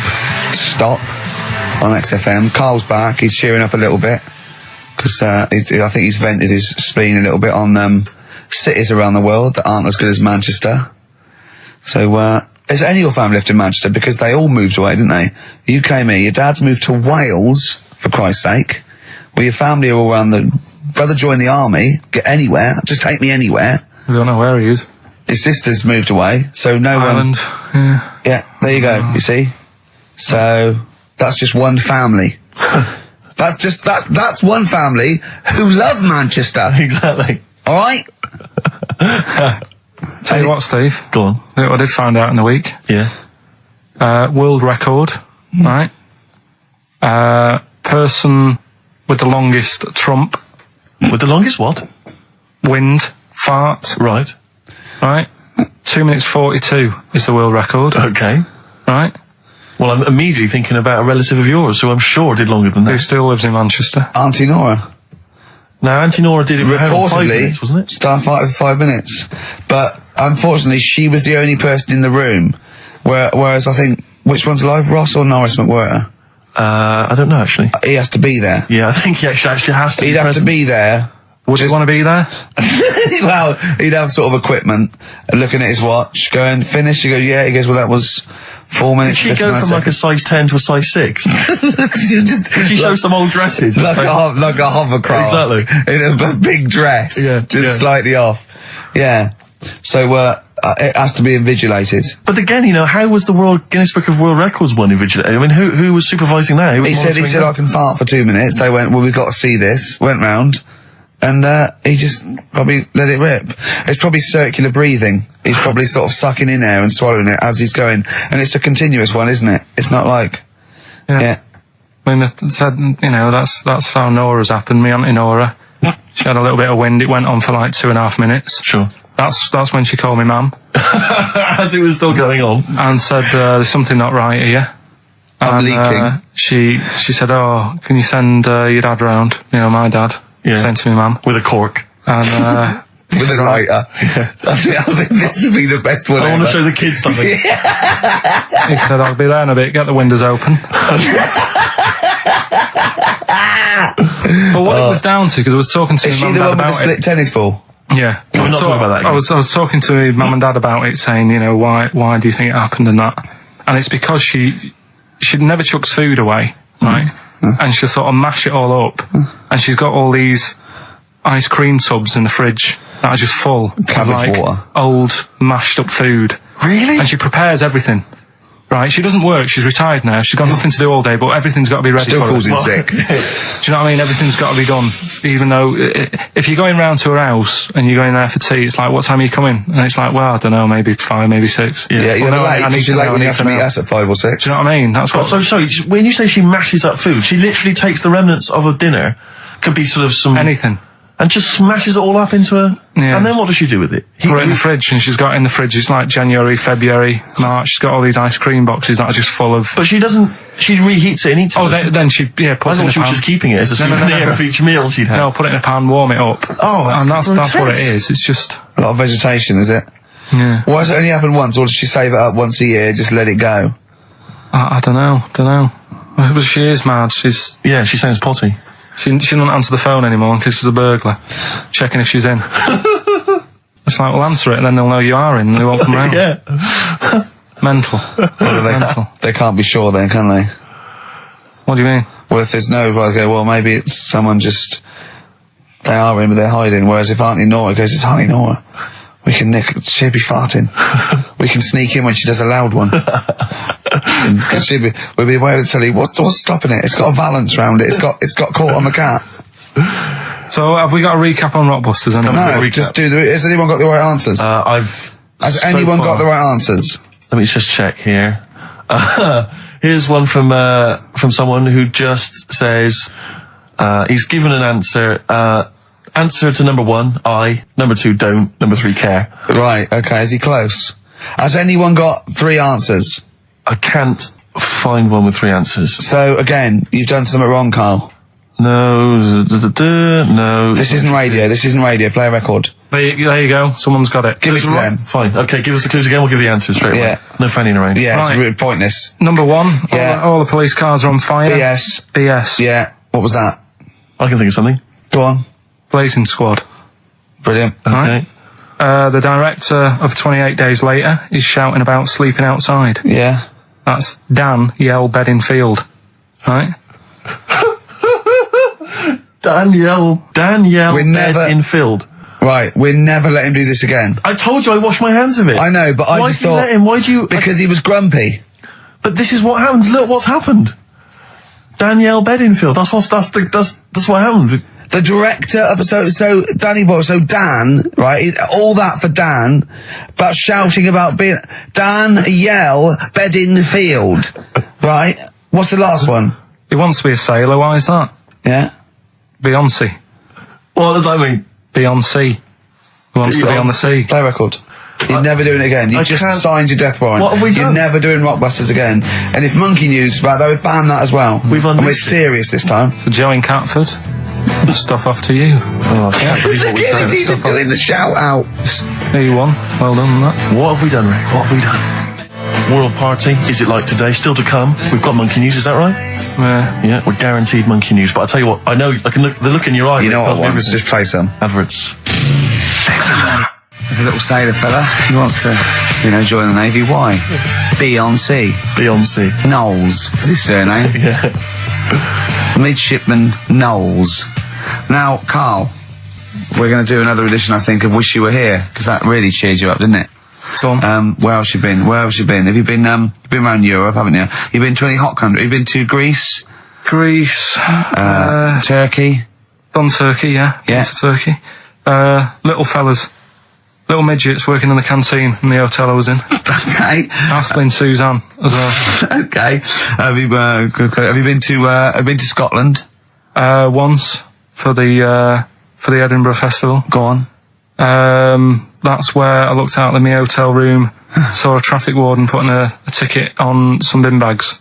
Brilliant. Because they'd gone into the road. So that's Turkey, Scotland. What about places here? Have you been to the West Country where Have you been to my neck of the woods, Bristol? I haven't been around. What else is around there? Bath? Been to Bath. Yeah, what do you make of it? Once you've been, probably don't need to go again. because it's sort of old and they don't change anything. Okay. Do you know what I mean? That'll be the Roman spa he's talking about, Right. I think. What about Brighton? Not gay people. Right, okay, thank you. Next week on Wish You Were Here, we'll go to some other places where there are gay people. Fascinating. And Brilliant. Another extraordinary insight there. Carl, can we have some monkey news? Well, just before we do monkey news, right, can I do a little psychological test on you? On me? Yeah. Okay. It's brilliant, this. Someone emailed it in. Brilliant. Right. Little story with a question at the end. Okay. Right? Right. This is going to be so annoying. No, it's not, honestly. Well, it is, because you're going to think it's science and it's going to be trite. Alright, well, Go on. right. Little story first, right? There's this funeral, right? And this girl was at a funeral. Same funeral? Yeah. Right. It was a mother's funeral. Oh, yeah. Right? She met this fella who she didn't know, right? But she thought this fella who she met was amazing. She didn't know him, right? But she thought he was brilliant, right? Like a dream fella. Right. And she fell in love with him, right? But never asked for his number, his phone number, Right. And she couldn't find him. Now, a few days later, the girl killed her own sister, right? Yes. Question is, why did she do that? Okay, well, it's one of those stupid things then, isn't it? So it's not logic, it's what am I thinking? No, it's not. Seriously, it's a proper, it's it's proper real mental logic. test. It's a proper mental test. A mental test. It is a bit mental. So you understand the story, yeah? Kind of. Let me just get it right. So there's a funeral. A girl goes to the funeral of her mother. Yeah. She meets the guy, or she meets the guy at the funeral. She meets the bloke. He looks alright. I fancy a bit of that. Right. Has a chat with him, Yeah. but doesn't get his name, doesn't get a phone number or anything. So to cut a long story short, the things are asked, right? So the reason she kills her own sister, is this something to do with finding out something about the man she met? Well, just answer the thing. Just why do you? Oh, okay then. I'll answer it then. She went mental. He was a spy called Derek. What do you mean, just answer it? Anyway, I'm testing Steve. Right. Well, she killed her own sister because her sister had stolen some money from her and was sleeping with her husband. Is that it? Well, I don't know. It's an answer. It's an answer. I don't know. What's the answer on the paper? So, Well, come on. What is? come on! Well, the answer is No, an answer is... that she was hoping that the guy would appear at the funeral again. He'd go to the funeral. Right, that's not a proper psychological test. It is, It's one of it those says stupid little shitty things. It says It's here. like a man goes into a field and dies. Why? His parachute didn't open. That's what I'm thinking. I'm surprised you learn anything. Oh, Honest to I God, love I'm that. surprised you Romeo learn and anything. Juliet. Oh, Juliet's a fish. It said she was hoping that the guy would appear again at the funeral. If you answered this correctly, you think like a psychopath. This was a test by a famous fella, right, who used it on killers, and most of the killers got the answer right. Did you also think that? Was that the answer that you gave when you first read it? I didn't know. But I wondered what you would have got. Good. So that's proof I'm not a psychopath. Yeah, but that's the point. But it's a psychological test for looking at something very, very specific. What's up with that? Well, what was the best that could happen? That he'd got it right, so he is a psychopath. What annoys me is you're not happy with that test, but before you wasted 3 minutes trying to balance a pear on my head.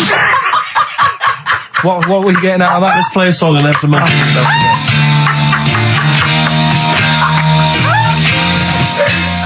Joe Jackson. Is she really going out with him on XFM? Right, it's the time that most people, I imagine, have been waiting for. Monkey news. Play the jingle. Okay. Oh, chimpanzee that monkey news. Right. Come on. Come on. Should be ready, Carl. It's amazing, isn't it? It's like Nicholas Witchell. The bomb. No, that's not the first. Come on! No, it's always difficult, isn't it, to sort of find something that's good each week, right? Last week, we did the chimp. It is for us, yeah. We had the chimps who were running a health spa. Yeah. Right. We've covered the one who nicked a car to go on to Spain. Yep. To sort his future out. All shite. The hairdresser, I think we've done that one, the little monkey hairdresser. This week, we're looking at monkeys, that they use in Do you know, like monkeys, they know how, like... I've lost the will to live, Steve. Oh, well, I don't want to do it. Right? Well, come on, come on. What are monkeys good at? What are monkeys good at? Yeah. Well, running small businesses, cutting people's hair, and driving cars. Yeah, they love Spain. Oh, and foiling bank robberies. Yeah, they're great. Well, something else they're good at, right, is like weighing up the situation.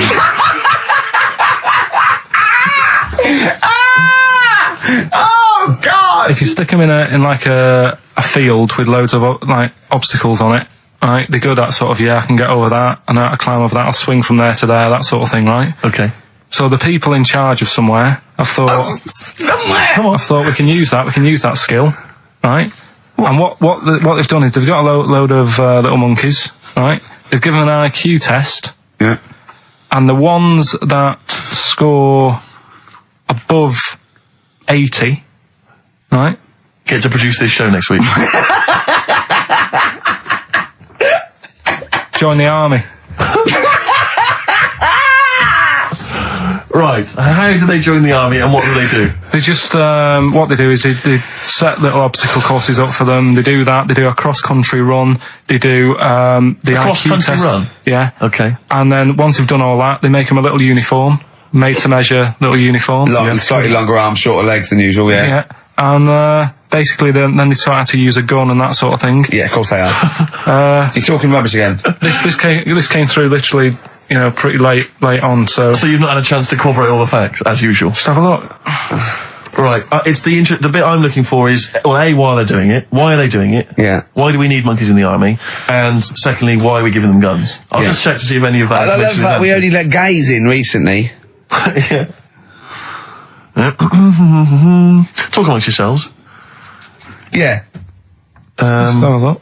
I can't read it. There's just too much pressure. Well, it's rubbish. But it's rubbish. They don't get. It's the way that there are things. There are animal cores, right? There are horses. There are dolphins, sea lions. There are lots and lots of animals in the army, but they don't have to pass an obstacle test as such, and they're not taught to fire guns.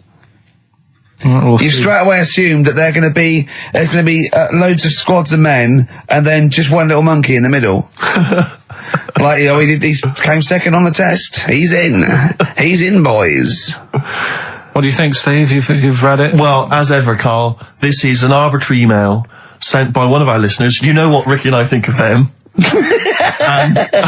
and so we're not really basing this on hard evidence. We're basing it on the ramblings of one of our listeners. Rubbish. Once again, lazy, rubbish, uncorroborated, nonsense. The stupid test that you got wrong. Rick, that sounds like monkey news to me. I wanted to play those adverts for you on XFM 104.9. Well, that's about it. We've had some tears and laughter. I mean, the only real thing that we learned from today's show that's corroborated and is absolutely true is that, remember, Mancunians take off more sick days than any other area, 11 days per year, compared to sort of like 8 Liverpool. And from that we extrapolate, do not trust Mancunians. Well, I'm not saying that. I think that's a bit harsh. I'm saying, make sure you get in writing that they're not going to have more than sort of like the average number of days off per year. Yeah. Or if they start taking loads off, fire them. Yeah. Do you know what I mean? Right, Carl, we've had a good day? We're going to end with a beautiful song, aren't we? Just to show we're all still friends. To Jimmy Webb and his version of Galveston. See you next week, I guess. Bye. 104.9 XFM. You alright? This is Carl, producer of Ricky Gervais and Steve Merchant. They're not about today. Ricky's on holiday. Steve couldn't be bothered. So I'm left here with all the DATs. That's a digital audio tape of all the shows they've done since they've been here over the last, year and a half or something. So we'll play you some of the best bits. Alright, so here's the first bit. Here's a problem that someone's emailed in. We're taking emails today. If you've got a problem, concern, or just a general query that you think Carl could answer for you, it could be about anything. It could be about some of the big kind of philosophical questions. Yeah. It could be something to do with war or famine, anything like that, or it could just be a personal dilemma. Something that's happening locally. Anyway, this seems one that I think you probably have you and your father have probably come across this sort of dilemma in the past, and I'd be interested to know what your take is on it. Let me see. This is from Lee Matthews by the look of it. He says he lives in a suburban area where the local teenagers also live on the same road, and they're running riot. They're smashing wing mirrors off the cars. They're crashing into parked cars on their skateboards, and they're just generally making mayhem, night and day. What can he do to stop this going on? The parents of the kids don't seem to give a damn. Anyone who complains to them, they just say, "Oh, piss off." The police are useless because they never catch them in the actual act of violence, which is what they got to do to apparently convict them. So they don't know who to turn to, really. It's rather like when a little old lady went and got the A-team, and he was dressed as an elderly Chinaman.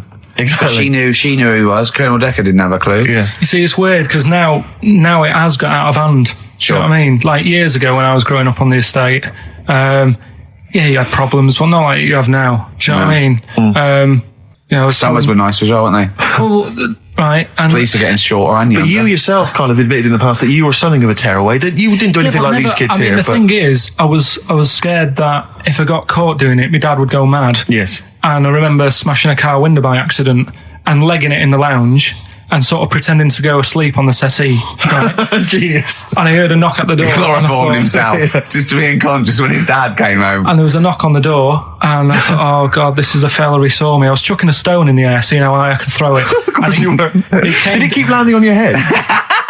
That would explain a lot.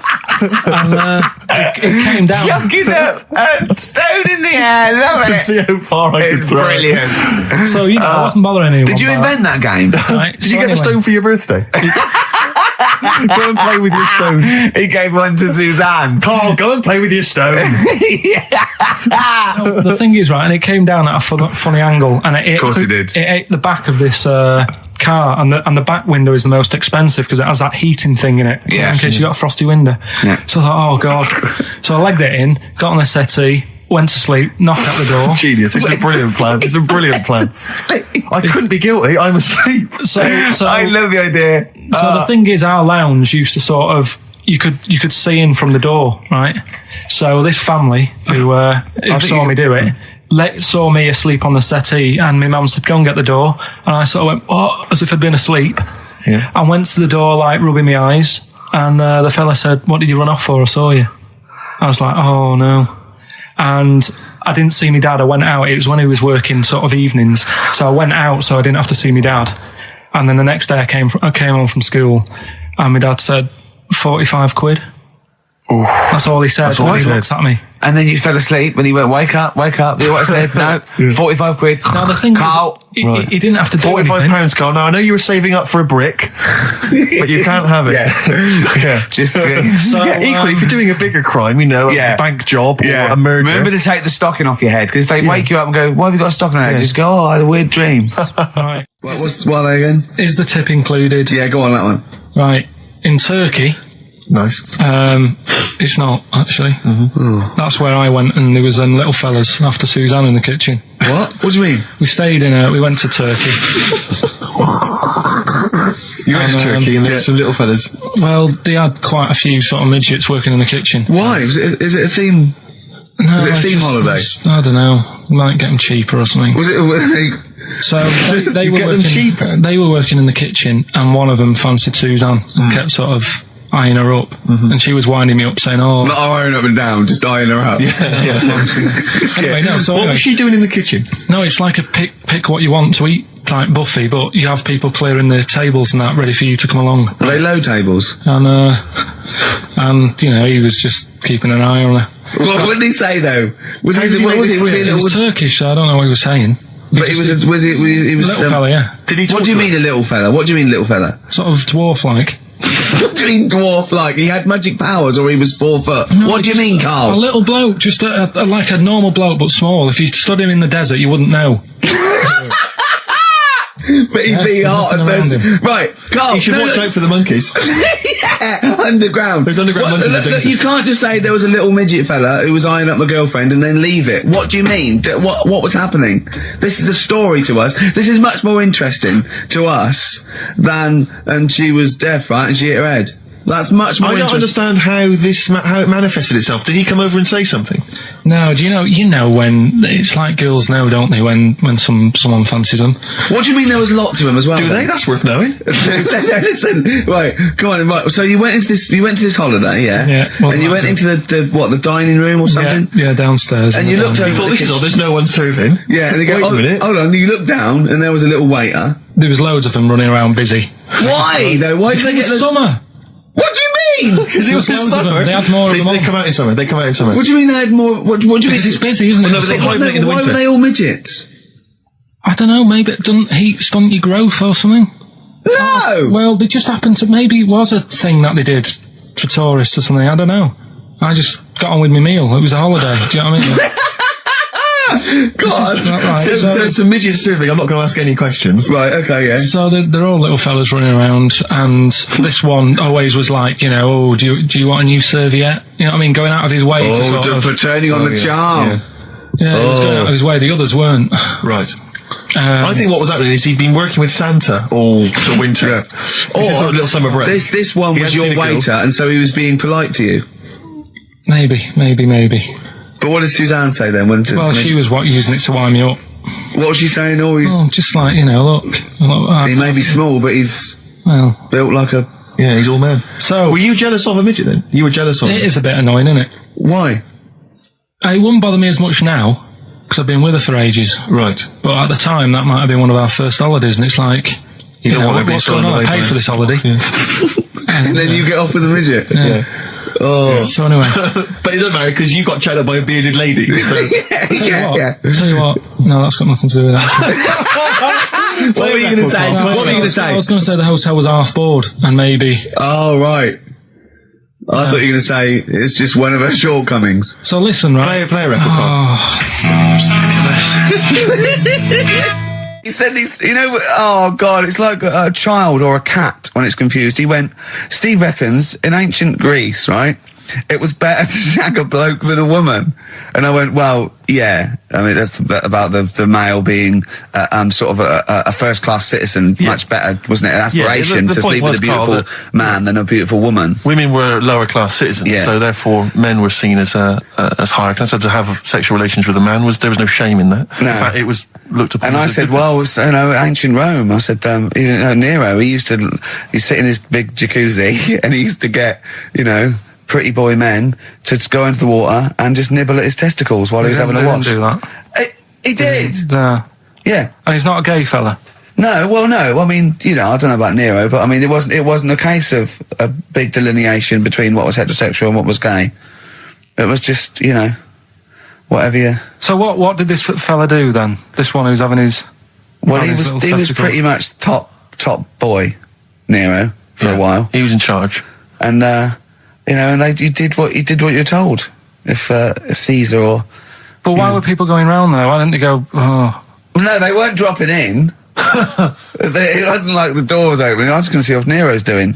You'd have probably been like a delivery boy or a stable boy or something, you know, and you'd have popped round there and you'd have gone, there, right, Nero, there's the tablets of stone you wanted. And you go, Pilkington, why you are here?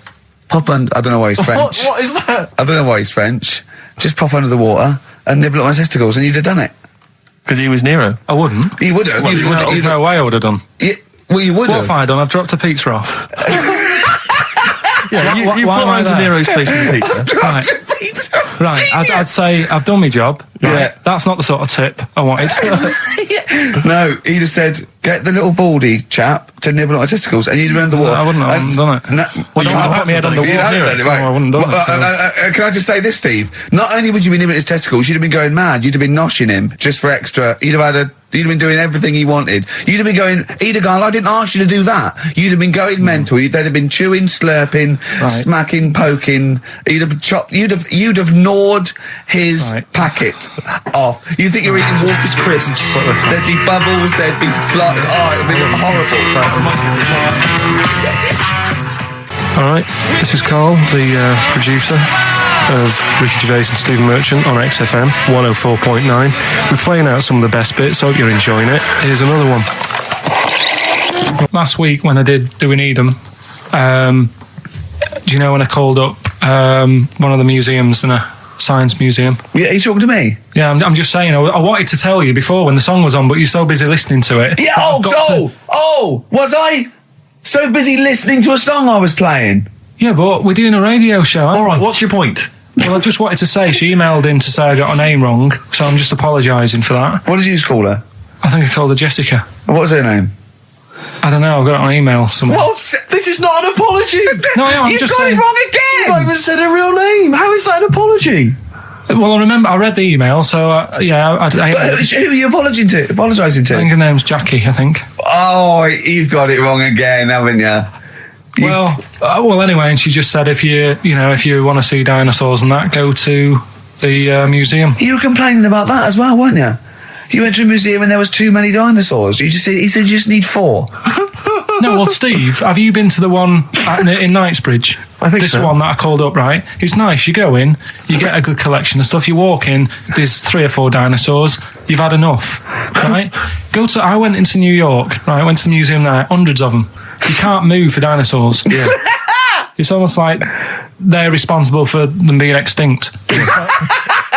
There's loads of them. So all I'm saying is, if you want to see a dinosaur, go to the one near Knightsbridge. They've got a nice selection, some old vases and stuff.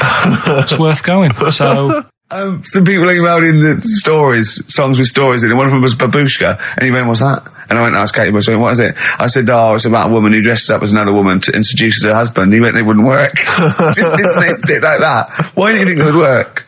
Because you'd know. I mean, say like, right, Suzanne, right, who I go out with, right? She can see me from, say, if I'm coming down the high street. Yeah. She knows it's me by the way I walk. Right. So just the fact that this woman went and put a wig on, there is no. You haven't even heard the song! I know, but you're saying that she put a disguise on and he's like, oh, I fancy her, and he takes her out and he doesn't know it's his missus. You're not buying it. I mean, I'm controlling this. Whereas the flea with your brain going to Glasgow, perfect sense. Yeah, Babushka, rubbish. Carl, can we have the tomato story after the next tune? Yeah. Bit of Coldplay. Yeah, love it. Yeah. I was watching. Did you watch The Mammals in the week? No, I missed David it. Attenborough. No. I was thinking actually, right, all this MTV stuff, if there's one reason why I'd like to do it, is I was watching Attenborough, the Mammals programme. I reckon I could do something like that. Right. And just have like me, instead of Attenborough, like a young sort of fresh person, watching like certain animals and saying, do we need these? Do you know what I mean? Yeah. Oh, God! What do you call it? Death on Earth? Well, That's amazing! Do we need these? And, No, 'cause there's loads of and the stuff. audience at home would vote. Would there be some kind of telephone like a vote? vote out system. Oh, the that- thing is like, it's something interesting that Attenborough was saying the other night on Do we need these? on Jonathan Ross's show, on his telly show, right? He was saying, he said you could take all the humans off the earth and it would carry on, but take like some animals off it, mammals and that, you got problems on your hands. I thought that was quite interesting. Yeah. So it's like the question is, do we need these? Is that part of the big thing? Right. Like jellyfish. Yeah. We've talked about jellyfish. Yeah. Yeah. So which mammals in particular were You talked about watching that that you Zoe Ball thought- show, haven't you? Hey? Which mammals were you thinking we don't need when you watched the show the other night? Any in particular that you thought they don't need them? They're not of interest. Well, I like whales, but I don't know what they do.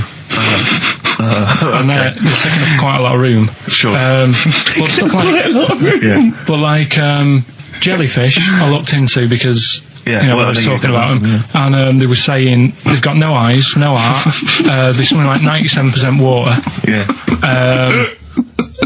They're blind, and they do about 33 miles a day.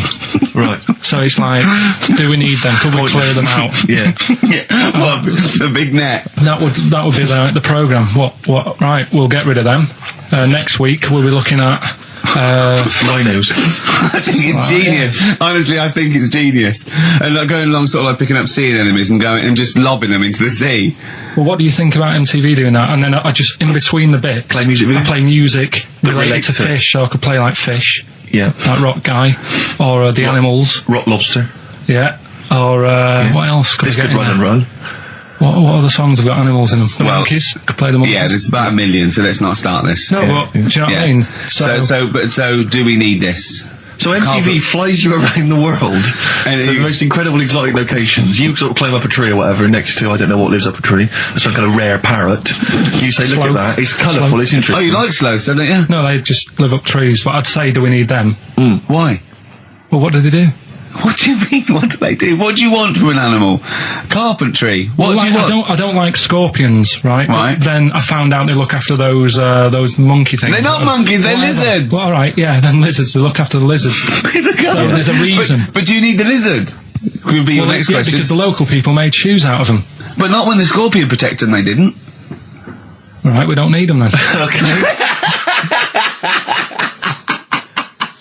So ultimately, would anyone decide? I mean, do the animals kind of get a chance to mount a case for their survival? I mean, is there maybe someone that comes into their corner and sort of defends them? I'd have like a David Attenborough type character who says, well, they do this, and I'll go, yeah, but do we need that doing? Yeah. Okay. So what does an animal need to do in order for you to feel that it sort of gets a chance of life? I mean, like a pet, like an animal, like a dog maybe, or a cat, I mean, they give a certain affection to its owner. Is that a valid reason to survive? Not particularly for you. Not really. No, okay. I've been saying that, though. Blind people use dogs, so they are useful. So dogs are useful. Farmers St. use Bernards, they dogs. often save people, don't they, in snowy weather? Cats.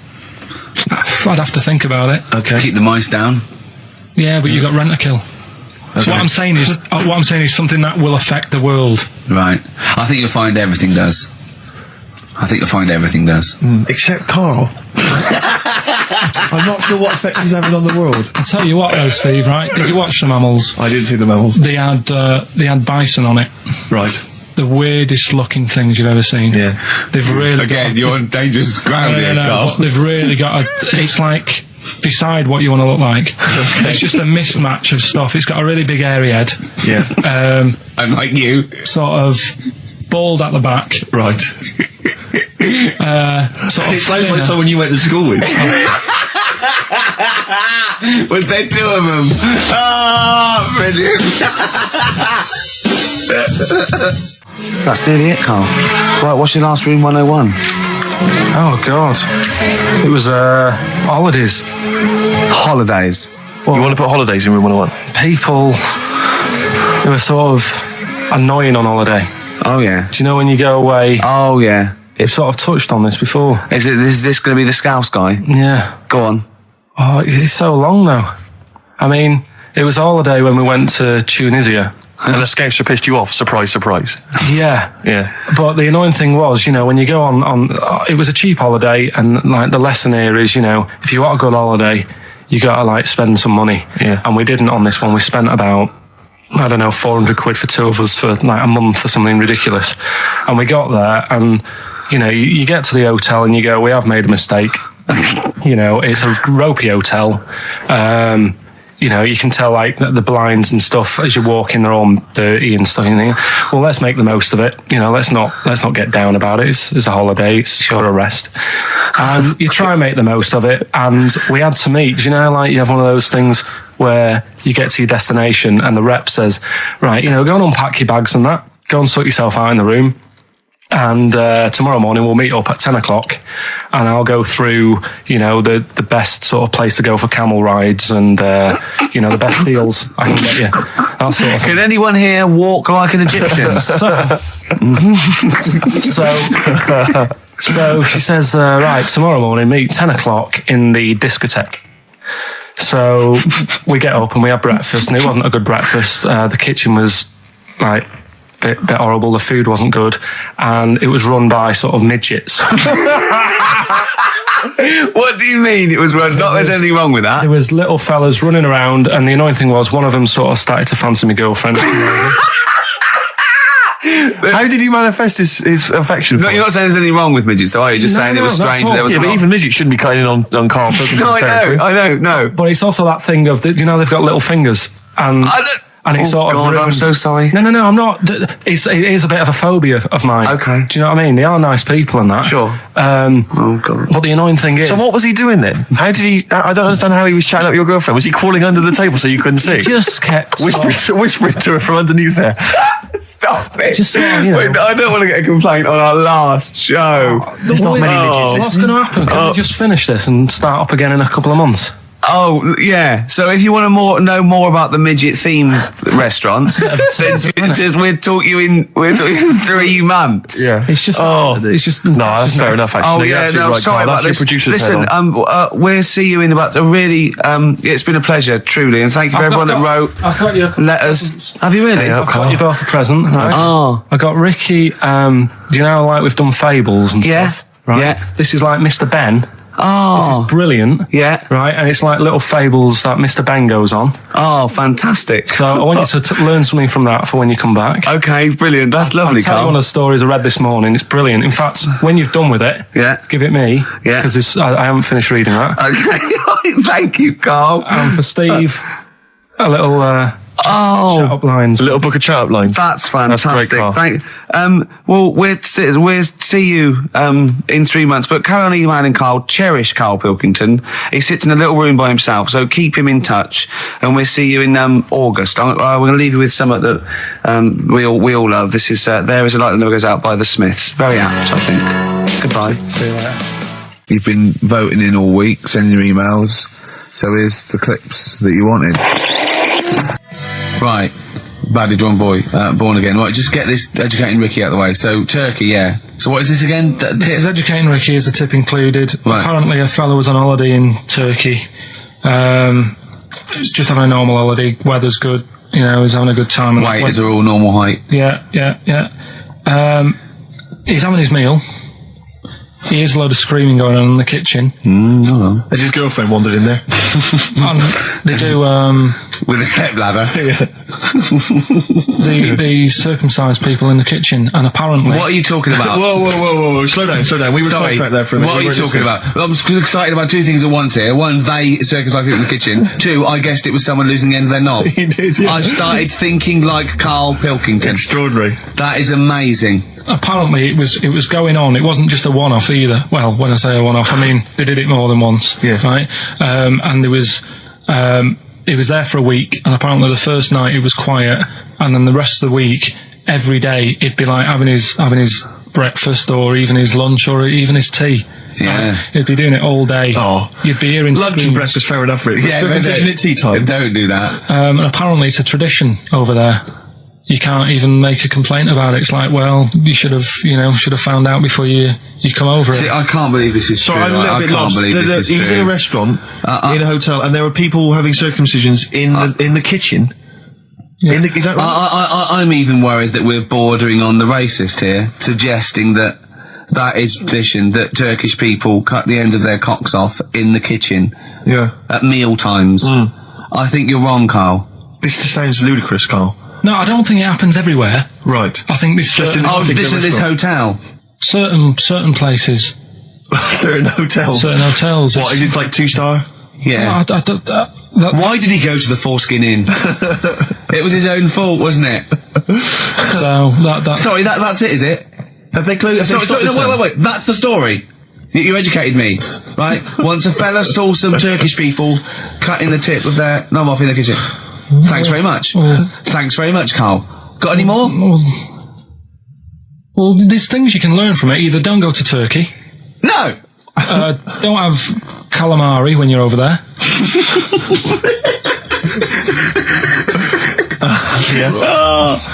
Carl, you've done it again. Well, So we get onto conversations. Talking about, he's asking me stuff about evolution. Tell me that. Why did the giraffe? What's that rubbish about the giraffe getting a long neck? I said, well, it didn't try and get a long neck. It was selected because, Anyway, I went into evolution for him, and he said, but why would evolution do that? I went, well, you think that evolution didn't do anything? There's not this consciousness. There's not this will that a giraffe has to stretch its neck to reach the leaves. One had a long enough neck to survive and pass it. He was going, yeah, but why did evolution? This isn't. But by the way, this isn't the most stupid thing. This is warming up. This is about 8:45. Sure. Right? He said, why didn't evolution make a giraffe good at carpentry so it could build a ladder? Right. Yeah. Okay. No. All right. Okay. So he's thinking around it. He's trying to pick holes in evolution. Yeah.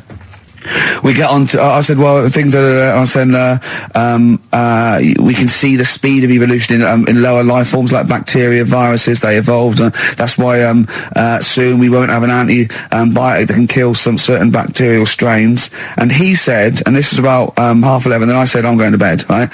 He said, in the future, they reckon that you'll be able to wake up and eat a yogurt you can have a chat with.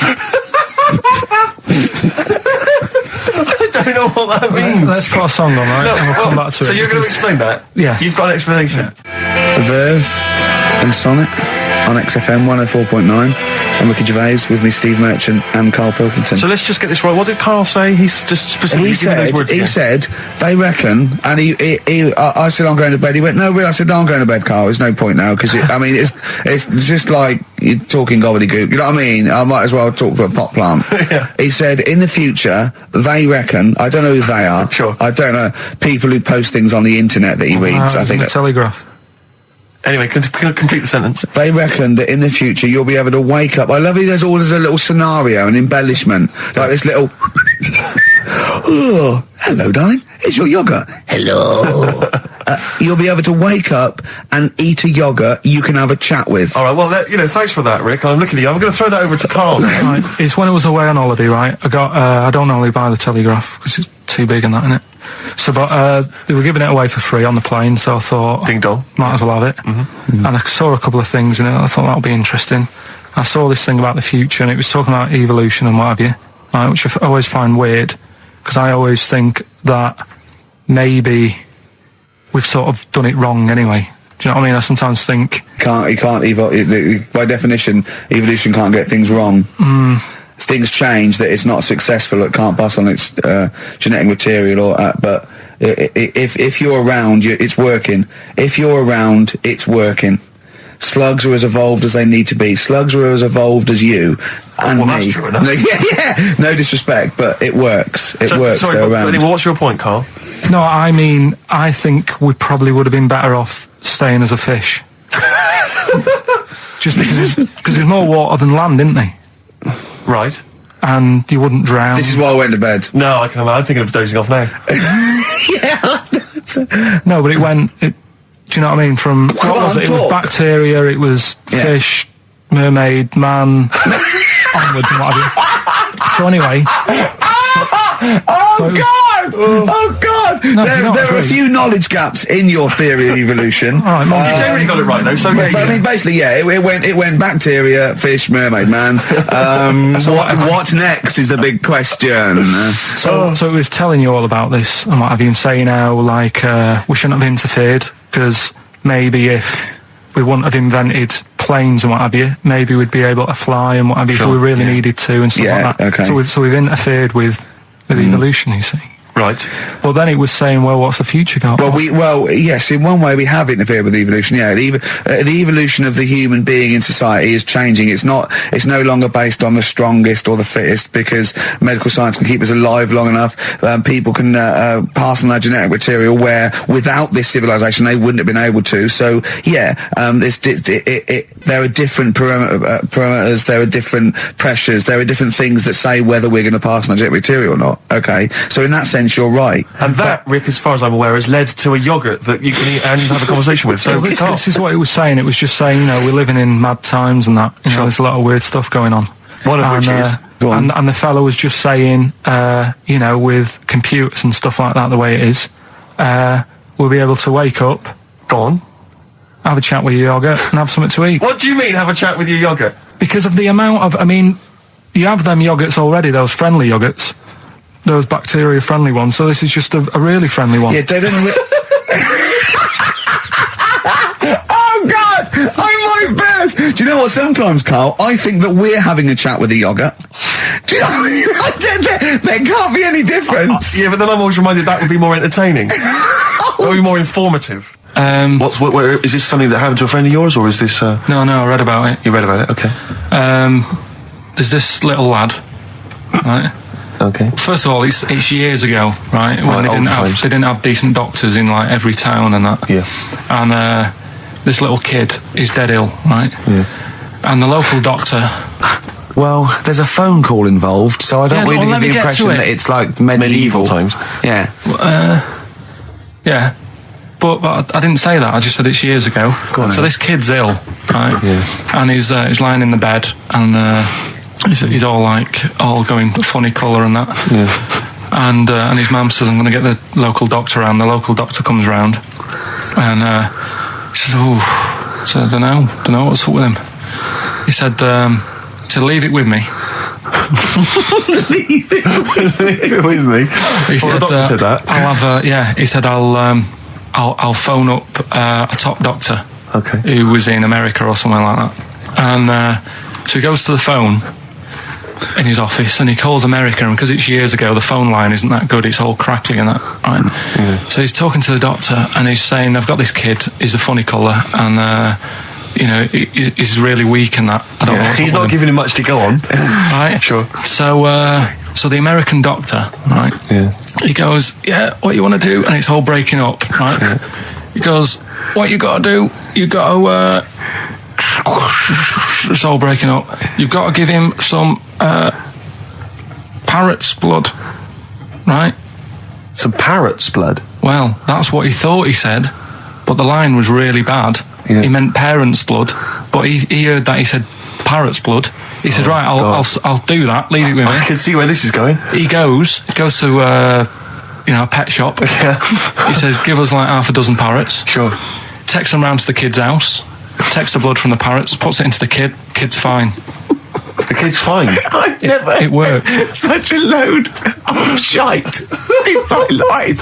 I've never heard such twaddle, such just made up, enhanced, exaggerated bollock in my a life. load of old rubbish, Carl. I mean, when he told me this, he said, the doctor said, what do I do? And the doctor on the other end said, give him some blood. And the doctor went, where do I get blood from? So hang on, wait, I just need to where do I get blood from? Give him some parents' blood. Give him some parents' blood. Give him some parents' blood. Yeah. But hang on, I just need to know where you read this. Carl. Where was this? Where did I you read stitched this? you up. You know what he said? He said, so do you believe it? I went, tell it to Steve. He went, do you believe it? I went, tell it to Steve. Carl. Where did you read it? That was on the internet. What? About Where is it on the illnesses. internet? All right, XFM 104.9, Ricky Gervais, Steve Merchant, Karl Pilkington, not here. It's the best of. You've been voting in all week, sending your emails. So here's the clips that you wanted. And just remembered recently, actually, I was on a train coming back from hometown Bristol, and I was on the train, and this girl walks on, good-looking girl. I thought, hey up, largely empty carriage. I'm thinking, my luck's in, because I take every opportunity, Carl. That's the thing about me, I don't choose. She was a good-looking girl. She sat down. I thought she sat down right near me. I thought, brilliant. As this guy comes up behind her and says, I think it's probably a boyfriend or something. Sits down next to her, and I listened in on the conversation, obviously, because I'm pretending to read. It was very clever. I read the same page for hours. So I was pretending to listen. I was listening but pretending to read, and I realised that it's not her boyfriend or anything. It's just some guy she's met on the platform. And I'm thinking, brilliant. If she's the kind of girl who's just going to start talking to someone, on a platform, on a train, brilliant. I'm going to be in here. Because he was only going one stop. So I'm thinking, what's the worst that can happen? He'll nick off. I'll get chatting to her. And who knows? I could join the... is there a train equivalent? Foot High Club. The Foot High Club, brilliant. And so I'm excited, I'm listening in. And it turns out that they're both kind of graduates who've just finished university, or they're coming to their finals or something. And they're chatting away, and he's making a couple of witticisms, and she's kind of tittering at his jokes. I'm thinking, well, I'll tell you this, if she's laughing at this kind of material, I am going to blow her away, with my kind of anecdotes and wry observations, Yeah. It was weak stuff, I gotta be honest. Really? He was coming out with nothing. He was running on empty, as far as I'm concerned. Yeah. And she was loving it. So I'm thinking, brilliant, I'm going to be right in here. And then they get moving on to higher brow things, and I think she was going to study kind of Marxism or something like that, or communism, something. And she was asking him, as by way of conversation, she was asking him what he knew about Marxism, And he was fumbling for his vague knowledge of it that he had in his life. And I'm just sat there thinking, come on, love, in any given capitalist environment, the proletariat will revolt against their oppression by the bourgeoisie, and after a brief period of socialist rule, emerge as a classist society governed by community cooperation. Well, if that sort of talk wouldn't get a woman hot, I don't know. Come on, I don't know Rick. what you'd use. If Marx and Engels is not going to get a woman sweaty down below, hello, I then know. nothing. It's No. then my name is You're not just Steve biding Hodgson. your time. Yeah? Exactly. I'm just going to go in for the kill any minute. Yeah. So anyway, it comes to his stop, right? He gets up. I'm thinking, this is a piece of cake. And he gets off, and off he goes. He walks off. And I'm thinking, brilliant. And I thought, I'll wait till the train's pulled away. I'm not going to leap in straight away. No. And he comes back along the carriage. And I'm thinking, hang on a minute. He goes, listen, do you mind if I give you my email address? Oh. Right? And if you want to get in touch, email me. I'm thinking, come on, you loser. Get off now. Save your face, please, before it's too embarrassing. She accepts the email address because she obviously doesn't want to hurt his feelings, whatever. I'm thinking, fair enough. She's a good woman. I'm liking her. I'm loving her. I'm thinking, that's my kind of girl. So anyway, he gets off. I'm sat there, the train pulls away. I'm thinking, I'll wait a few minutes, I'll just, give it some time. Her phone rings. It's her friend on the phone. And she starts saying, and I was listening in, and she was going, just met a guy on the train. I'm thinking, that's true enough. She goes, he was a good-looking guy. I thought, you're having a laugh, love. To be honest. Because I was looking at him, and she said to her friend, he looks a bit like tennis player Boris Becker. I thought, you should be so lucky, frankly, because I saw him. He had awful facial hair, if that's what makes him look like Boris Becker. Terrible little goatee beard. It was laughable. I thought, I don't know. And then she goes to thing, and she's like, I met him, we got chatting and stuff, and she was going, it's not often that you meet someone, generally in life, who's, kind of thoughtful and intelligent and funny. I thought to myself, I'm not even going to waste my time with you, love. Frankly, if that's what you thought of him. You just walked away. And I'll be honest with you, I didn't even bother talking to her. No, you were just didn't even above waste it. my time with her. If she thinks that bloke is not If she only thought great he was looking, funny, but great funny looking. and intelligent, and she got on well, and he was polite, and it was a chance meeting, and he thought, and she thought that you were like a freaky looking dork who didn't even have the nerve to If speak. that is what if that's she what was she thinking, thinks, then she's I don't not- want to know her. I couldn't. You walked away, and good luck to you. And I have my dignity intact. Yes, and she's nothing. And Karl Pilkington with his brand new show, What's the Song? What song am I thinking? No, I mean... You're nervous about this, aren't you, Rick? I am. You're worried. Well, because I've heard some of these clues before. And they're ramblings... Sometimes they're close to ramblings of a fool. Right? And it really is like those, what am I thinking? Yeah. I don't know, though. I actually was genuinely impressed by Born Sleepy. I have to give him the benefit That's one of the better ones. Because that was short, sweet, and it worked. Some of these that you say they're not going to be quite as pissy. Some of them are like Emily Bronte novels. Now listen, we're just going to go for it then. You do it, and we'll just get people to call up, because I want to see the general public's confusion of trying to work out. Why don't you give us your next clue, and then we'll play a track, and then we'll hopefully have people on the line after the track to try and answer it, and you can recap briefly. So give us your clue now for what song am I thinking of? Right, this one. It's about a woman. And she's just normal, nothing wrong with her, or so she thinks, right? But there's the twist. Is this like the Tales of the Unexpected? And she's got she's got her mates, and she's having a normal life, having a good time and that. And then this thing happens, right? And she starts to stink, and she can't have a bath, right? And she really wants to have a bath. She's dead sweaty and stuff. She's going about her daily stuff. She can do everything else normal. She can eat, she can talk, everything. But for some reason, she can't have a bath. Is there a coal mining husband in the bath? Yeah. Is this Born Stinky? She can't have a bath. So a woman can't have a bath. Yeah. Or a shower. She can't. Okay, leave it there, Rick. Don't try and guess. It's not for us to guess. The general public can phone up and ask questions, so I just I'm go not sure for it. they can they? I think so. Otherwise, we don't want just people just phoning up and I'll tell you getting what about this? Why don't they can ask one question? Yeah. They can ask one question of Carl, then they have to make a guess. Okay. 08700 800 1234. Have we got someone on the line now? We'll just go. Let's do it. Let's go for one. Let's go for one. This is edgy radio. This is letting Carl dynamite stuff. live. Go on. Hello, XFM. Hello, I'm ringing about what's the song? Absolutely. What do you think? Well, I'm going for Dirty Diana. Dirty Diana. See, that works. That's a great guess. It does, yeah, but it doesn't work, because why can't she have a bath? Okay, so the answer is in I was there. going to ask you. Well, that's your one question. That'd be the answer. That would be the answer, I'm afraid. What was your name?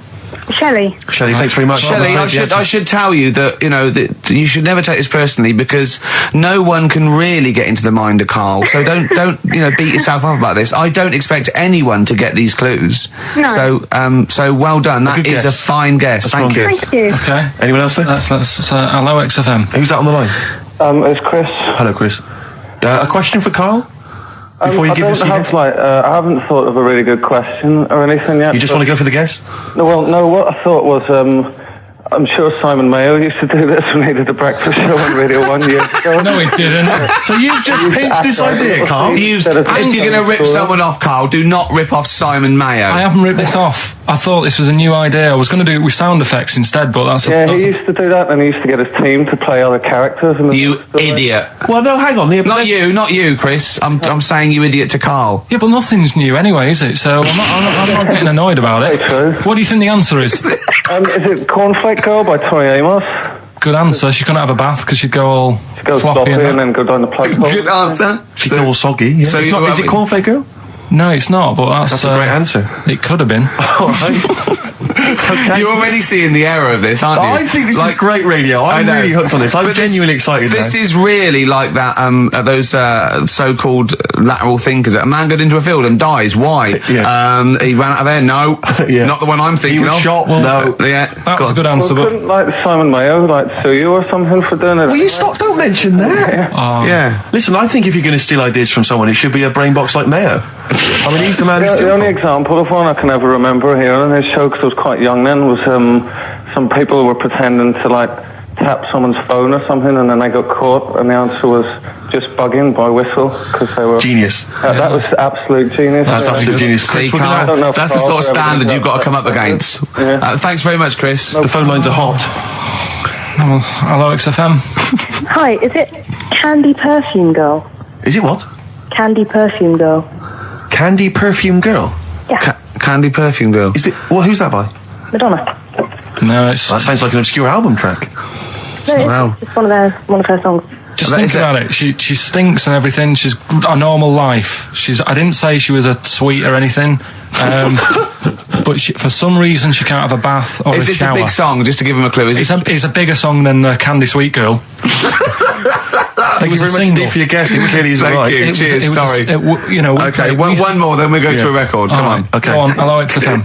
Carl, Yeah. is it High and Dry by Radiohead? Hi and High and dry. Now that's great. She smells, which is another word for high. She's dry because she doesn't have a shower. Carl, if it isn't that, yours will never be as good as that. He's the winner. Whatever you're thinking of, that clue is brilliant. What's your name, mate? It's Richie. Richard. I mean, you can't beat that. That's a bit too lateral. Don't be stupid. It's perfect. He's made yours into a clever clue. He's made high, she smells, dry, she never gets in the bath or shower. It's not that, is it, Carl? No, it's You not. don't even get that, do you? Not really. Have you ever heard of the word high being used to mean sort of smelly? No. No. Oh, what? That was where you went wrong there, mate.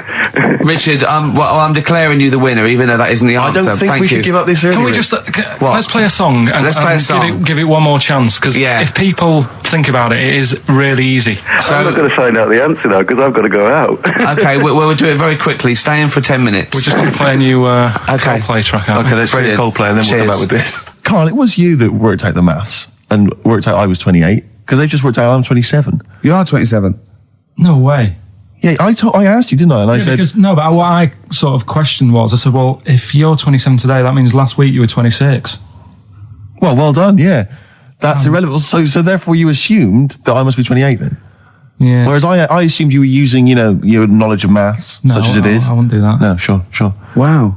I actually got lost in that conversation because I genuinely didn't know what he meant would mean last week you were 26. I don't know what that I meant. don't know what it meant. Wow. Well, it is Steve's birthday. It would have been 26 last week. Sometimes you genuinely frighten me because it's those staring eyes. There's nothing behind him. It's this little bald head. Looks like Davros looking at me. Genuine fear on his face when he enters into a conversation with another human being. What bit don't you understand? If he's 27 today, he would have been 26 last week, and he doesn't look 26. He didn't look 26 last week. He looks older than 28 today. You've started on his birthday. You're still having a go at him. Carl, I don't look like the kind of hot stud that I actually am, but face facts, that's the truth, mate. Yeah, live with it. Get with Live the with it. programme, jeez. Well, let's have a little bit of cake. Okay, oh, that's appropriate. As See a what I did? birthday. But you mean the band, don't Yeah. you? Not the cake. You haven't actually bought cake, have you? Got anything at all?